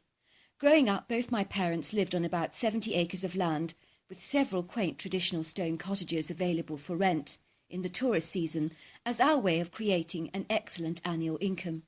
My mother also created other streams of income by making her traditional Keswick fudge, which was sold in many of the shops in Keswick, and created a roaring trade for us, because my mother's fudge was quite literally out of this world, and once you brought one bag, you would be back to buy another. As one tourist told the Keswick shopkeeper, "There should be a health warning on this fudge. Dangerous for Weight Watchers. Expansion guaranteed."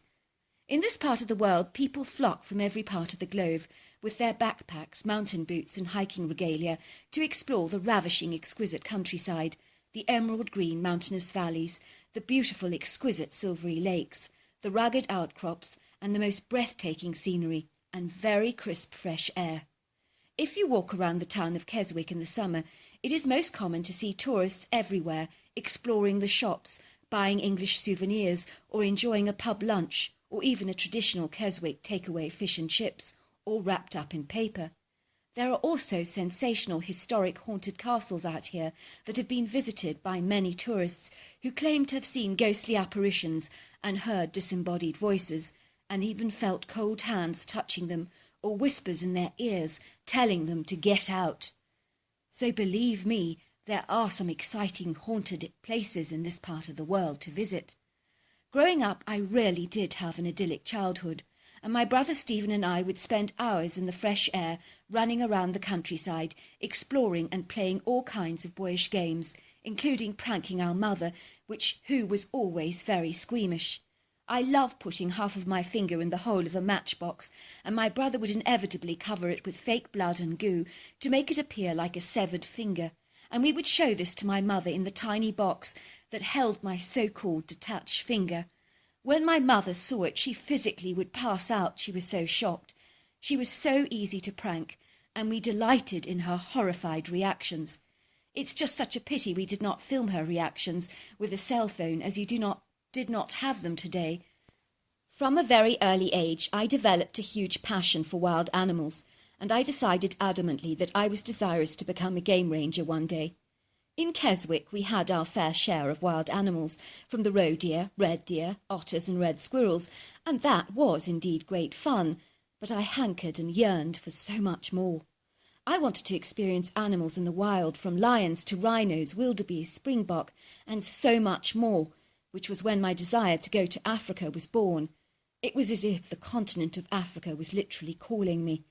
I was hungry for a thrilling adventure, and I possessed a fierce, ravenous appetite for an entirely different experience, and a more rugged, wild adventure where I could really get my hands dirty, and Africa fitted the bill to the T. When I was 21, I was given the exciting, compelling opportunity to work with a game ranger on a private game reserve in southern Africa, where tourists would come and stay in the exquisite, luxurious accommodation, where no expense was spared. The chic debonair lodges were kitted out with the whitest of white linen and the most sumptuous decor with an African theme to it. There would be a zebra skin on the gleaming mahogany wooden floors and pictures of African wildlife, along with a mounted head of a zebra or a springbok on the walls. Even Country Living magazine actually visited the lodge to take pictures of the contemporary elegant decor because it was so classy, stylish and sassy. Anyone staying at our lodge was spoilt rotten and given first-class service. They'd also enjoy the evening barbecues where delicacies like springbok kebabs and wildebeest steaks were on offer and thoroughly enjoyed by our hungry guests, who indeed had an appetite for a taste of the unusual. I took to my job as a game ranger like a duck to water, and I had such a keen and discerning eye that I literally could spot animals from miles away that nobody else could observe until I invariably pointed it out to them, and then looking through their binoculars they would finally see it. "Oh yes," they would say, "I see it, there's a leopard over there in the tree. Can you see it? How on earth did you get to see him with your natural eyes?" I learnt very soon that a keen eye was very definitely a prerequisite for being an excellent game ranger, and that I was. In my open-air Land Cruiser, I didn't just stick to the rough, dirty, rocky roads, but I would also drive my group of tourists through the rugged, open terrain, consisting primarily of thorn bushes, long yellow grasses, indigenous trees and cactuses, to the area of interest. Sometimes we would drive up to a lion who had killed a springbok, and everybody would watch in total awe as the creatures tore the flesh away from the skeleton. We would be parked so close to these lions that you could hear them chewing every morsel, and even hear the occasional snap or growl, as there is indeed a very big pecking order among the lions. Usually the female lionesses are phenomenal, prodigious hunters, often working together as a team to bring back the kill to the lion pack. But it was always the male that would eat first, while the others would wait until the large male had eaten his fill. I would always be amused by the little cubs creeping up to the carcass to pinch a little bit of the meat, and although sometimes the male would become aggressive towards them, on many occasions the strapping male lion would secretly turn a blind eye to the little one, and you would watch him eating alongside his father. It was the cutest, most beautiful, touching thing to ever observe. One day a very powerful duo of young testosterone-driven handsome males with full-bodied, magnificent black manes were looking to procure a lion pack all for themselves, and they were more determined than ever to attain their goal, and they were in the prime of life and convinced of a very successful outcome. Who could blame them? They were majestic, big, powerful and strong. The eager young lion duo challenged and attacked the older male lion, called Simba, to take over his pack. As a young game ranger, I knew the scenario lay in the wings and would be happening very shortly, as unfortunately Simba was no longer in his prime. In his former younger days, Simba had been the most powerful, strapping, tenacious and majestic lion that you have ever seen on the reserve, and he guarded his pack with a fearsome determination that would keep male challengers well at bay. But now he was getting very old, and his former potent strength had all but waned, and he no longer possessed the same endangering formidable power and physical stamina of his in former years. Now the young male lions, with their dazzling full black manes, launched a full-on fearsome attack against poor Simba, much to the horror of the pack females, who realised only too clearly the dreadful implications of this attack on their pack leader. Although Simba put up a good fight, he was no match for this testosterone-driven young duo. So wounded and badly injured, poor Simba, looking very bedraggled, wounded and somewhat badly injured, hobbled away, knowing that he had clearly lost his beloved pack, that he had been brutally taken over and expropriated by the younger duo. Simba walked away from his life as a pack leader and embraced his new life as a nomad, fending for himself and living a solitary existence for the rest of his days. But he was indeed lucky not to have been fatally injured, which is often the case. The lion pack consisted of a family of 8 beautiful lionesses with several glorious-looking cubs, all of their own, and as mothers they are very protective towards their young.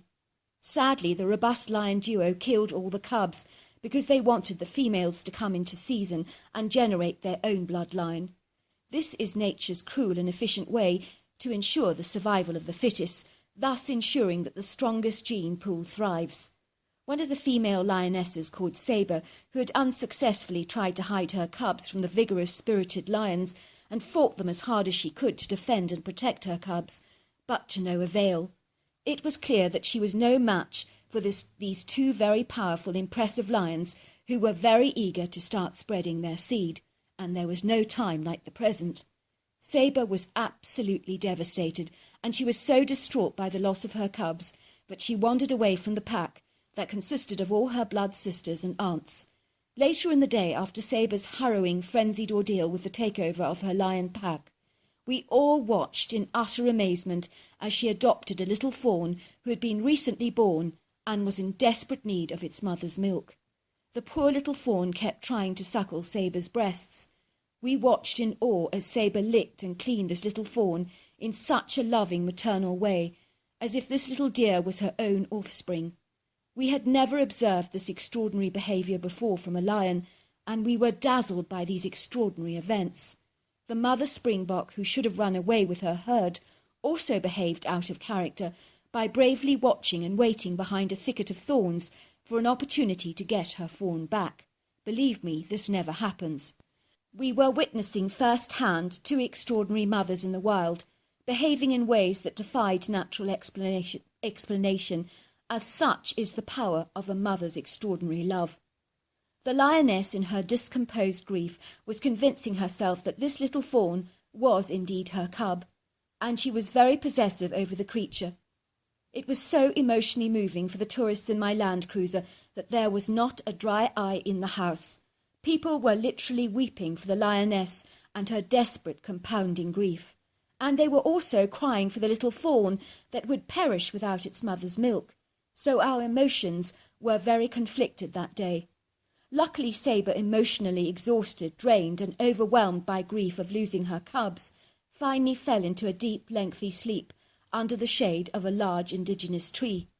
The mother springbok was able to whisk the fawn away from Sabre in a very bold, courageous move by physically approaching her fawn, and was in painful close proximity to Sabre, who was obviously obliviously unaware of what was transpiring.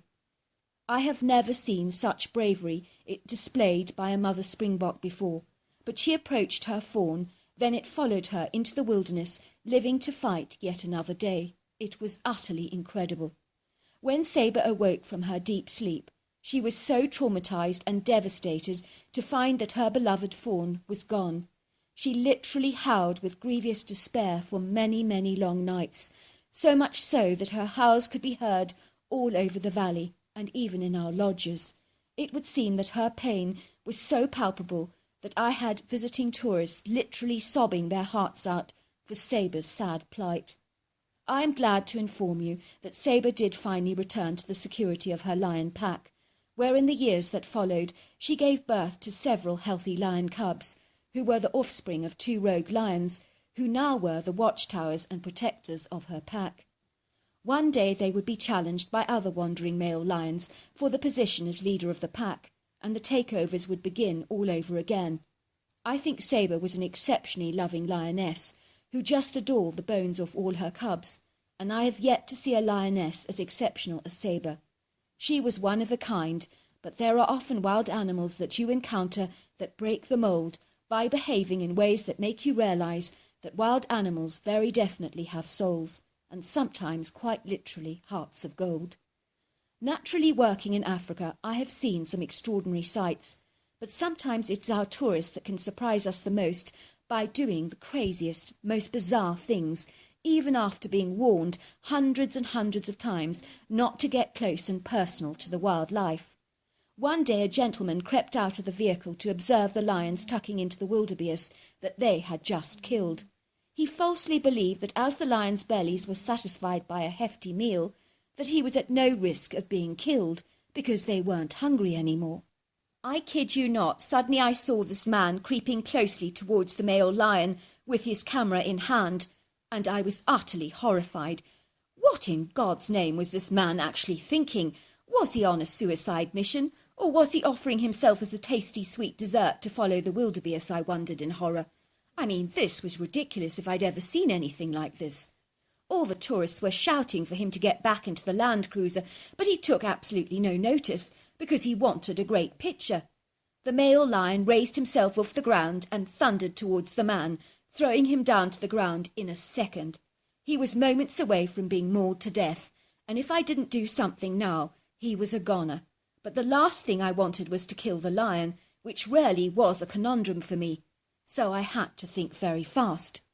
I immediately fired several rounds close to the lion, and luckily it bolted away, giving the terrified man enough time to climb back into my Land Cruiser. The flustered man got into the cruiser crying and exclaiming that the animal had nearly killed him. But no one felt remotely sorry for him because he had played with fire, expecting not to get burnt, and behaved in an exceptionally reckless way that could have resulted in 2 senseless deaths. It was dreadful that people could behave like this. After I'd been working in Africa for about 4 years, I got approached by a warden working for a national forest in America who wanted to spend a few weeks learning about becoming a game warden in Africa. It was something that he fancied experiencing, and asked me if I fancied trading places with him in America for a while. I was very eager for a brand new learning experience and an adventure, and so I accepted the offer with eager enthusiasm. I do not think it's wise for me to tell anyone where this national park was located for obvious reasons, but let's just say it was somewhere in North America. I really enjoyed my new exciting job in America, even though it was temporary, but it was so exciting to be exploring the magnificent forests with their tall, powerful, majestic trees, the exquisitely beautiful green rolling hills, mountainous outcrops, silvery lakes, majestic statuesque waterfalls, rock pools, and meandering pebbly streams. My job involved keeping an eye on all the tourists who were choosing to camp or hike in this vast area of American wilderness that was teeming with an abundance of animals and bird life. I would also hike over the terrain and watch over the landscape. It was a very wonderful experience for me. One day I was approached by a frantic mother that claimed that her 7-year-old girl called Tiffany had mysteriously vanished from their campsite. I was told that Tiffany was playing hide-and-seek with her brother Ryan around lunchtime. Tiffany's father was preparing a delicious barbecue on the grill of spicy chicken wings, spicy beef kebabs, and beef burgers. He had instructed the kids to play very close to the fire pit so he could keep a beady eye on them. He knew only too well how easy it was to get lost in the woods, and how kids did have a propensity to wander off and get lost. At that time, Tiffany was wearing pink pants and a flowery pink t-shirt, and when Ryan started counting to 10, Tiffany's father observed that Tiffany had run off and hidden behind a very large tree, so he was pleased because he knew exactly where she was, so he could keep his eye on her. He thought that it would be easy for Ryan to find Tiffany, but it seemed that Ryan was struggling to locate his sister. Finally, Ryan, in absolute exasperation and exhaustion, suddenly growing bored, called out to Tiffany, telling her that he'd given up searching for her and that she needed to disclose her hiding place. Tiffany never appeared and was nowhere to be found. It would seem that she had vanished into thin air. I remember the mother was howling and howling, "My poor Tiffany! My poor Tiffany! Something terrible has happened!" I told Tiffany's mother to get her emotions into check and to be level-headed because I was going to find her daughter come hell or high water, but if she was going to be crying like this, it would significantly undermine the search and was not a good idea. So the mother managed to compose herself and get her act together, and I succeeded in asking her a few questions about Tiffany. "Do you think you'll find her?" she asked me, wiping away tears, clearly encouraged by my optimistic confidence and outlook. "If I can find the most elusive leopards in Africa with a keen eye, I'll find your daughter. I have the sharpest eyes that never miss a thing," I assured her. "Do you not think you should call a search party?" she asked. "It could be a good idea." "No," I said. "I want to search for your daughter as noiselessly as possible, as the more people, the more noise. I have a very sharp eye and I miss nothing, so if I cannot find her, no one can. I can promise you that." Even in Africa, I'm known as the shrewd eagle watcher because of my incredible observation skills. I see and miss nothing.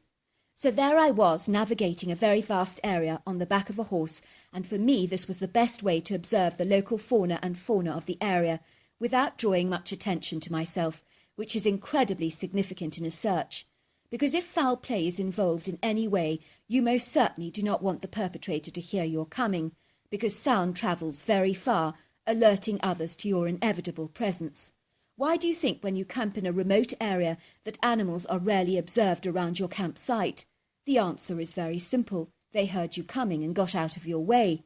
Not only that, but animals have a very shrewd, advanced gut instinct that they listen to without a doubt. As humans, our biggest problem is we fail to listen to our gut instinct, which is our natural inbuilt protective mechanism designed to protect us from dangerous, precarious situations. So my best advice I can give to anyone is to always listen to your gut. If you have a bad feeling about a car journey, simply don't go. Your gut has warned you. Listen, it's as simple as that. As I was galloping around the countryside, I noticed a movement miles away that most people would have believed was a bird, if they had noticed it at all, and it is exceedingly unlikely that they would have observed it. I dismounted my horse, leaving it to graze in an open field, and I crept towards the movement that I was observing. As I got ever closer, I noticed a very pungent skunk-like smell in the air that was so vile it was causing me to gag, as the nausea was welling up in the back of my throat. Suddenly I heard this chattering sound that sounded like two raised voices having an argument, but it sounded like they were speaking in a monkey language. I moved my body ever so closely, quietly forwards towards the source of the noise, and I proceeded to take cover behind a large oak tree. I peered through the branches to see if I could see anything, and what I saw was beyond anything I ever imagined in my wildest dreams. I was looking through my binoculars, and my first thought was, what the heck is that? I was so shocked by what I'd seen that I was almost certain my mind was playing tricks on me, so I had another look, but my mind was definitely not tricking me. What I saw was most definitely real. The colossal creatures were both covered in black, long, flowing hair, and were easily over 1,000 pounds and 9.5 feet tall, with a circumference of 4.25 feet wide. They were like human giants with ape-like influences, which were clearly observed in their monkey language over long arms and very prominent distinguished brow ridge. Another remarkable thing about these extraordinary creatures were they were powerful, majestic, lofty, agile, and excessively strong. They were quite literally built like army tanks, as they were so stocky, dense, and with thick muscle, and yet their faces were alarmingly human-like. The faces were angular, with very deep-set brown eyes, and a very slender mouth. The male creature was carrying Tiffany on his large shoulders. Surprisingly, the little girl didn't appear to be at all dismayed or troubled, but actually seemed to be enjoying herself, and she couldn't stop giggling.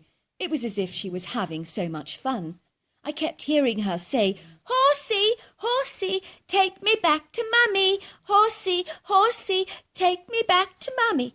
The smaller of the creatures was female, and I could see this clearly because she had hairy breasts, but she appeared to be incandescent with rage. She was furious with the male. I sensed she was far from happy with him for abducting Tiffany, because she was punneling him with her fists, and she chattered at him with very raised, infuriated tones. I could tell by the male's smug demeanour that he had no intention of letting Tiffany go.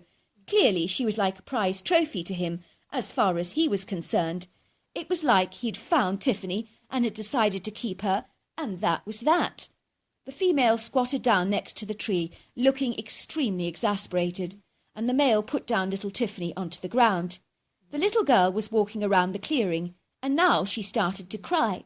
"I want my mummy," she howled. "I want my mummy." When the male heard the little girl crying, he became exceedingly incensed, and he started blocking his ears because Tiffany's cries were a little bit too much for him. I watched him curl back his lips and emit a thunderous growl. Tiffany let out an ear-piercing scream that was so alarmingly shrill that I could see the male was losing his patience with her, and I sensed he was willing to throttle Tiffany to stop her from crying, and if he unleashed one blow on the little girl, it would be fatal, That I was certain. The female lunged towards Tiffany, clearly fully aware of the perilous danger that poor Tiffany was in. I watched her putting her hand over Tiffany's mouth to try and reduce Tiffany's tantrum, and then she placed Tiffany on her shoulders and rocked her backwards and forwards to reassure the frightened girl. The child calmed down almost immediately, but the female critter looked concerned, as if she was worrying about how long she could keep this child quiet before the child had another tantrum. I could sense that her maternal instincts were in overdrive, as she wanted to protect Tiffany from the volatile, temperamental male, but she was having a difficult time. The male was grunting and looking frustrated, and he sat down on a rock and started to examine his foot very intently. When he was preoccupied, I threw an acorn at the female critter, and she looked up at me in surprise and amazement, as if to say, "Where on earth did you come from? I didn't hear you, nor did I notice you." There was a look of huge relief on her face. The female glanced at the male warily to see if he had noticed or observed me, but he was so absorbed with examining his foot, almost as if something sharp had lodged its way into his sole, which he was attempting to remove with his sausage-sized fingers.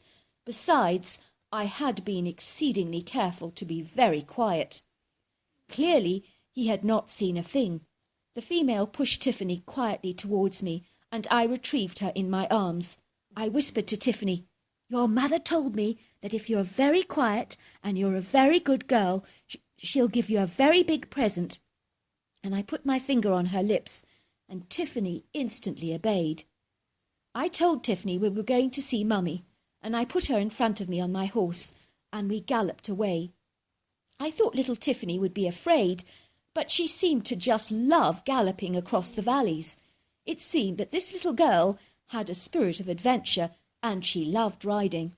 I never did tell Tiffany's delighted parents whom or what had abducted their girl, because I believed that the story sounded way too fictitious.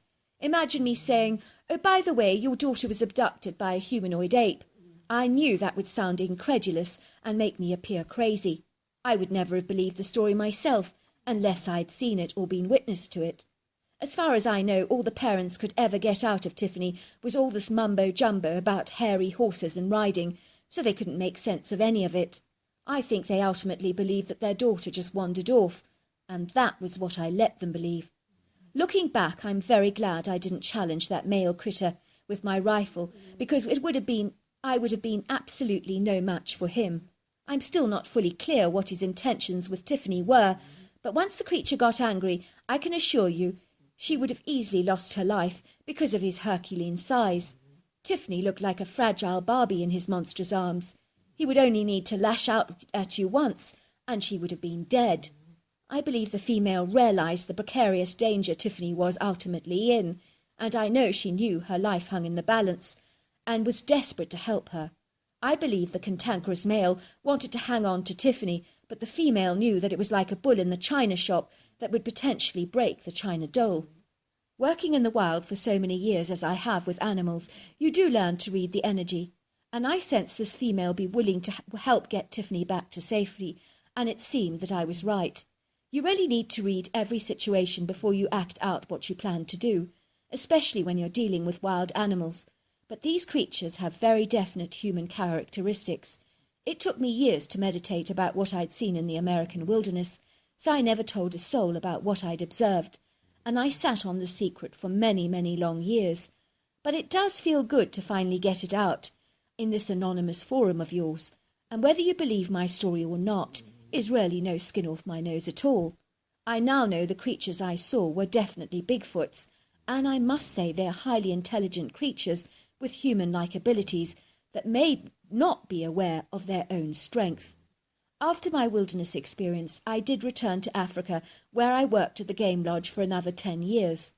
I now reside in Keswick in England, where I am involved with mountain rescue and wildlife conservation, but it was only by chance that I discovered the creature I encountered in the 80s was in fact a Bigfoot, and I realised what a privilege it was for me to encounter such an extraordinary beast. So there you are. That's my story.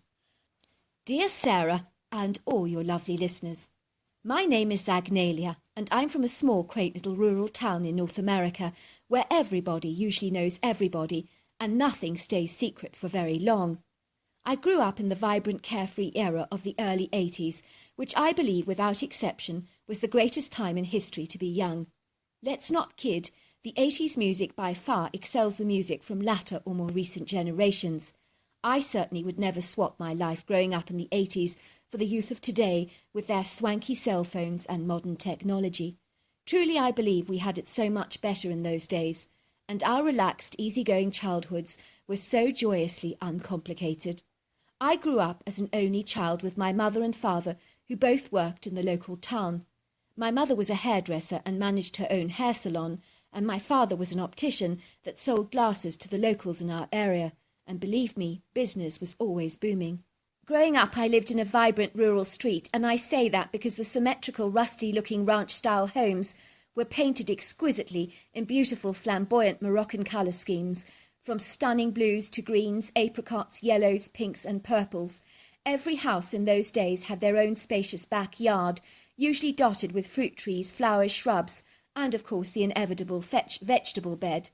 Most homes had their own swimming pools and porches because we were big on entertainment in those days, so dancing at parties with smoking barbecues and bopping 80s music was certainly the order of the day, along with puffed-up hairstyles, shoulder pads, jeans and trendy leg warmers.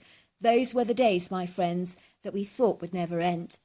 Jokes aside, I remember that we lived on a large white gravel country road that ended in a wide cul-de-sac where a grand Victorian masterpiece stood, nestled away in the valley. This was a prime piece of real estate, where indeed the original homestead home from the area had stood in our street.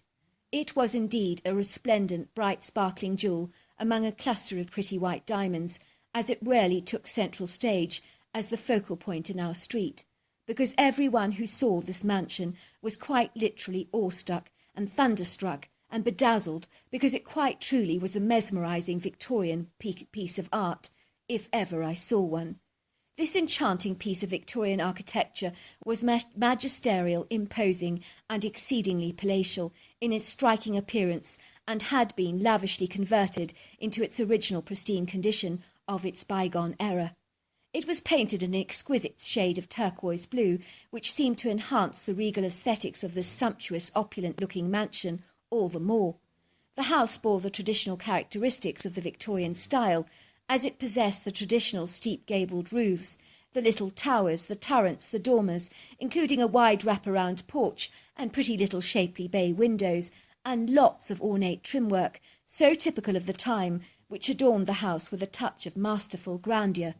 This house was without exception unlike anything I'd ever seen before, and the entrance possessed one of those imposing black wrought iron gates that was highly stylized with fancy detailed and exquisite scroll work that included leaves and flowers, and some that were literally touched with a little gold leaf that only added to the glamour and prestige of this extraordinary home.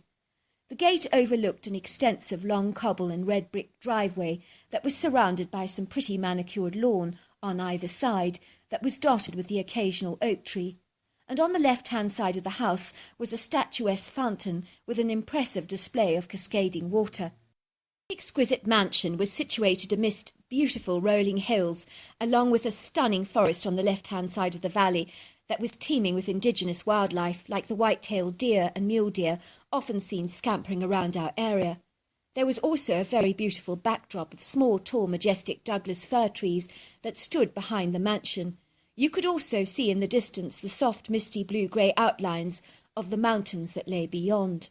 I can honestly say that the view of this home was so picture-perfect it literally belonged on the cover of a classy vintage magazine, and no one would disagree with me. Growing up, there were so many speculative rumours about this impressive-looking Victorian mansion, whom many believed was haunted, and there were indeed the terrifying accounts of strange, ghostly, cloaked spectres that had been seen sighted in and around the property, which was hardly surprising, as the house was steeped in a large, colourful history. As a little girl, I would always cycle past the mansion with my friends and gaze upon it in awe, and sometimes I was certain that some airy, cloaked figure was staring back at me with a malevolent grin on his face. I know I sound crazy, but I am glad to say that other kids also observed the glares of a hooded, cloaked figure goggling back at them through the upstairs windows. although when we did tell our parents about our vivid impressions of the property, our parents would laugh at us, dismiss our allegations as being totally spurious. All these years later, I'm almost positive that I did indeed see a cloaked figure standing there in the window staring back at me, and that it wasn't a figment of my imagination. How I longed and yearned to walk down those stunning ornate black and white corridors belonging to that gorgeous home.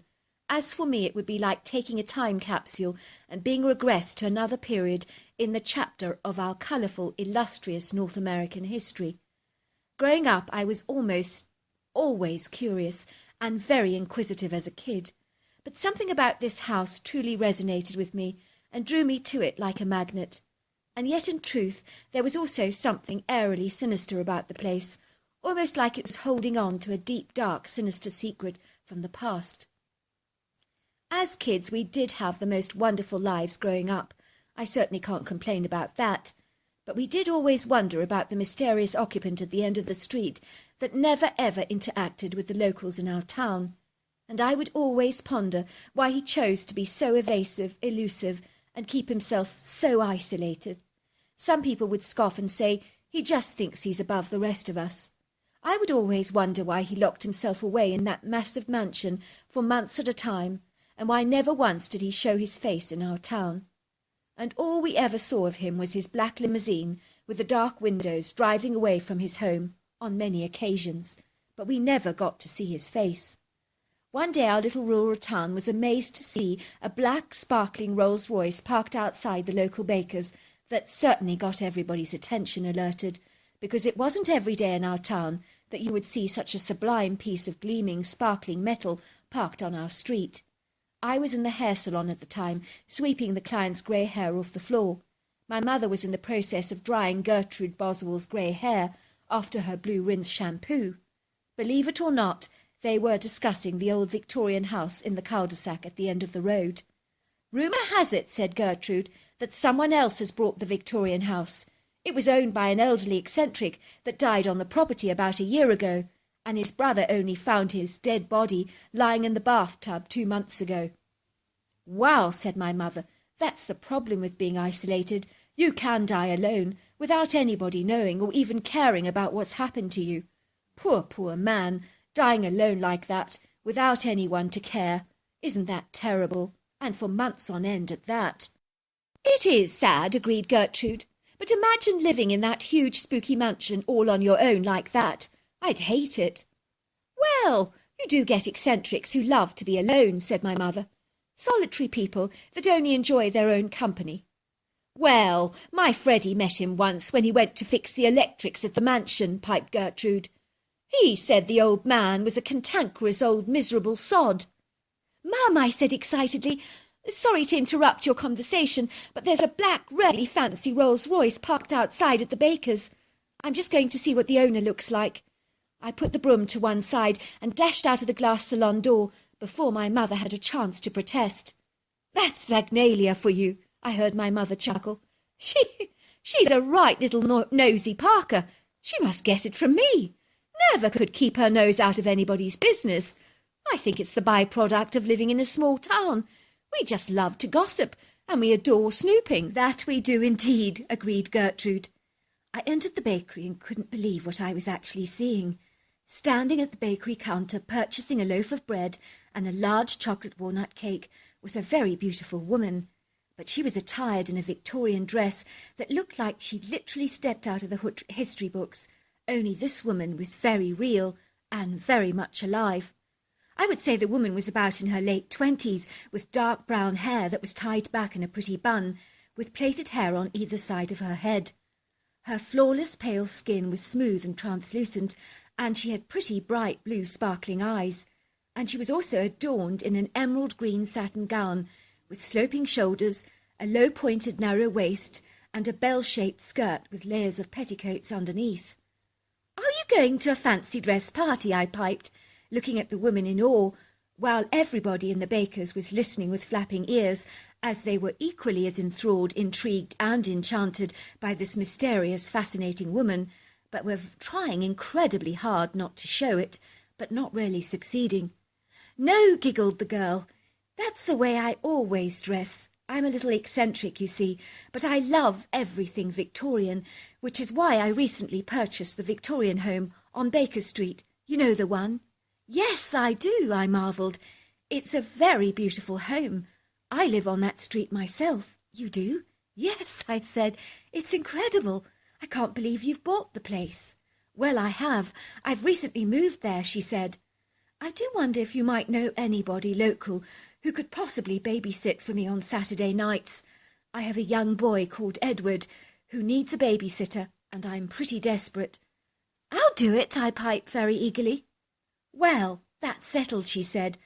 I think I can trust you. My name's Victoria, by the way. Fast forward to Saturday night, and I could hardly believe it. I was going to be spending that evening watching over little Edward, a 6-year-old boy who dressed in normal fashionable clothes like his dad, but it was only his mother Victoria that lived and breathed and acted Victorian. Victoria was quite literally a butterfly that had arrived in our local community, and she was indeed the talk of the town for a very long time. You would hear people in our town say things like, "That Victorian fashion is very fetching, but if we had to dress like that today, it would cost us a tidy fortune." I truly admire her, said my mother, because she's not afraid to express her individuality. She's comfortable with who she is, and I think it's perfectly charming. I really do. So there I was on a Saturday night, sitting in the grand living area of this exquisite Victorian home that was so lavishly decorated with such exquisitely gilded pieces of walnut, rosewood and mahogany furniture, all with sumptuous material coverings done in hues of ochre, browns, golds, burgundies and taupes, along with wooden ornate carvings everywhere. Then there were the typical period pieces like large lamps with fringe edges and pretty little lantern chandeliers, as well as postbox red Persian carpets, which were of course a little bit more modern. It was quite literally like stepping back in time. I'd always dreamed of walking down the black and white elegantly tiled ornate corridors and viewing this home from the inside, and now my dreams had all but come true. I was so beguiled and so bedazzled, I almost had to pinch myself to ensure that I wasn't actually dreaming. It truly felt like I was on the most dazzling film set, playing the part of a Victorian girl, only I wasn't dressed for that part. Victoria, on the other hand, looked like Scarlett O'Hara, elegantly attired in a very stunning velvet red gown that looked very suited to the stylish decor that surrounded us. Victoria was looking at me very earnestly. "I have a very grave concern about Edward," she said to me. "Since we've moved here, he keeps hallucinating and seeing things. He's a very imaginative child and always complains of a huge big face staring at him through the window. I often find him hiding under his bed because he's so frightened by this so-called creature. Of course, it's all just fictitious and made up, but he seems to think it's very real." So there I was, looking after an over-imaginative child while Victoria and her husband were out for the night. But in my opinion, little Edward was a very level-headed, grounded young boy, so I decided to ask him some questions. "Tell me all about the face at the window," I asked him curiously, "the one that your mother tells me that you're frightened about."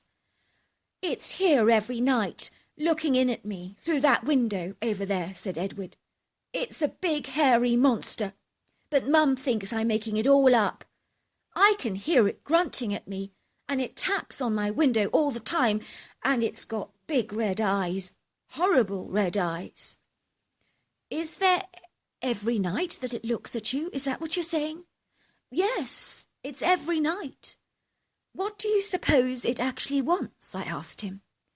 "I think it wants me to open the window for it, and that scares me a lot."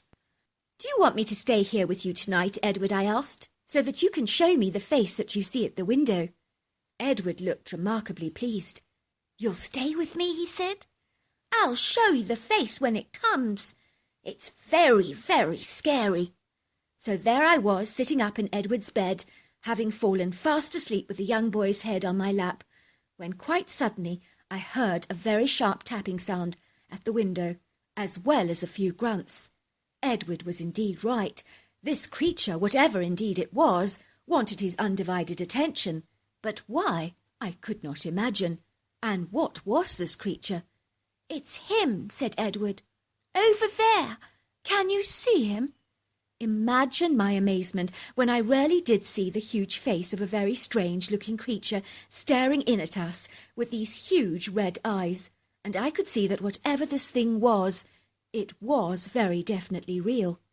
I wasted no time in racing out of the head to investigate this creature because my blatant curiosity quite simply overcame my fear, and fear didn't even enter the equation. I grabbed the flashlight that I'd brought with me and ran after that creature as fast as I possibly could. And believe me, it was an incredibly fast animal. Looking back, I must have been completely stark raving mad, but I've never been a sensible person at the very best of times, and always been very impulsive and a risk-taker. Not intentionally, of course, but I do find I always tend to act before I engage my brain, which does mean that I can potentially be very reckless and very foolish. But that's me in a nutshell, I'm afraid. I could see the shadow of a dark creature almost floating towards the woods because it moved with such a seamless grace. And when it saw me, it stood very still, as if waiting for me, until I was standing only yards away from it. I immediately flooded the creature with my flashlight, which it clearly did not appreciate at all, as my light was clearly bothering its deep-set brown eyes. For a moment I stood very still, hardly daring to move. What on earth was this creature, I wondered, because it was unlike anything I'd ever seen before. The creature was definitely female and was utterly colossal and was covered in long flowing brown hair with overlong arms, and possessed a human-like face, but with very definite ape-like influences. However, even with my flashlight, it was difficult to determine the details of her face, as much as I would have liked. The best way I can describe her to you was that she reminded me of King Kong in her stature and strength, but she was much more human-like in her appearance, and was also much more approachable. I would say that the creature had a warm, loving energy about her, which is why not even for a fleeting second did I feel any fear whatsoever. This was extraordinary because she was easily over 9 foot tall, 800 pounds, and 3 foot wide, so she was not small by any manner of means. I would say she was easily much bigger than your typical black bear, and certainly more powerful and majestic. If you were facing her and she was aggressive towards you, I can tell you that this would not stand a chance in hell. Well, you wouldn't stand a chance in hell against her, that's for sure. The critter looked at me with an awkward curiosity, and for a long moment our eyes locked in a stare. I immediately sensed the creature wanted me to help Edward, but I could not imagine why. It was almost like I registered that this message in my mind, almost like she was transmitting it to me telepathically. I want to stress this categorically has never ever happened to me before or ever since. I have never been that intuitive before. The creature reached out with her overlong arms and pressed something cold and hard in my hand, and she pointed towards the room where Edward was sleeping, and then to the stone in my hand. I could tell that this creature wanted me to give Edward the stone, and I sensed it was of pivotal importance, but I couldn't imagine why. I suddenly realised that the only reason that the creature was bothering Edward was simply because she wanted to give him this strange stone, which really was rather curious. I watched the creature in awe as she literally floated into the woods with such a seamless grace. I have never been so overwhelmed with a sense of such wonderment to observe such an extraordinary miracle of nature, as I believe that she indeed was. When I returned back to the mansion, I told Edward the great news. The creature did not mean to scare you, I assured him, but she was only tapping on your window to give you this. I think she believed it was very important. I handed the large stone to Edward, and I recognised it at once as a large topaz. You see, my Uncle James knows a lot about stuff like this, and he had told me once that the topaz stone was very significant and was used to ward off evil and to give you strength. How strange that she should give you this, I mumbled. The stone is used to ward off evil and to give you strength. Why would she give you this? Suddenly little Edward burst into tears. What's the matter, Edward? I said. Why are you so upset? Have I said something? "How does she know?" asked Edward. "How does the creature know that I was praying to be looked after? I was asking God to send me an angel." Suddenly I grew alarmed. "Now you're scaring me, Edward. What's been happening to you? You must tell me." "Mummy never believes me when I tell her stuff, nor does Daddy, but they don't see what I see." "I believe you, Edward," I said. "Tell me, what do you see?" "It's this very ugly hooded figure. He has red eyes and no face that I can see, but he's been telling me that he's going to come and take me to hell because he says that I've got a debt to pay and it needs young blood." "This ghostly apparition said this to you?" I asked. "Does he say it to you every time you see him?" "Every time," said Edward. "He repeats the same message and his voice is very deep and hoarse and very scary." I sat there hardly believing what Edward had just told me. Was it possible that this topaz stone could indeed make the demonic entity go away? I'd never heard of that before, and I was exceedingly cynical and very doubtful. I wasn't certain that things could be this simple. Could topaz really solve this problem? But I suppose anything was worth a try, and let's face it, the creature seemed to think it would help. "I believe you, Edward. When I was younger, my friends and I would swear we saw a hooded figure standing in one of those upstairs windows of yours, and when it looked at you, we could feel shivers going down our spines because you could sense that evil. And I wasn't the only person to see that hooded figure. Many of us saw it." The following Saturday, when I visited Edward, he was a very different boy, and his mother was delighted and believed that it was all down to my babysitting ability, but I knew very differently. You see, Edward told me that for 3 nights that demonic entity, or the cloaked figure, should I say, did approach him 3 times in a row. The first time, when it saw the topaz stone, it hissed and then evaporated. It came 2 more times and then never ever returned. To this day, Edward really sincerely believes that God sent him a hairy angel in the form of Bigfoot, because we naturally found out only years later that the creature that I encountered in the woods was indeed a Bigfoot. As Edward so eloquently put it, I am sure not all angels are necessarily human. Some might be hairy or furry too.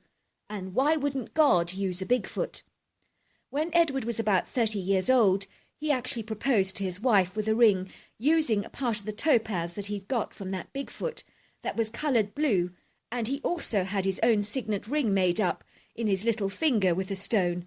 He believes it has brought him nothing but health, luck and good fortune ever since. And he doesn't care if anybody doubts his story, because he and I both know it's absolutely true.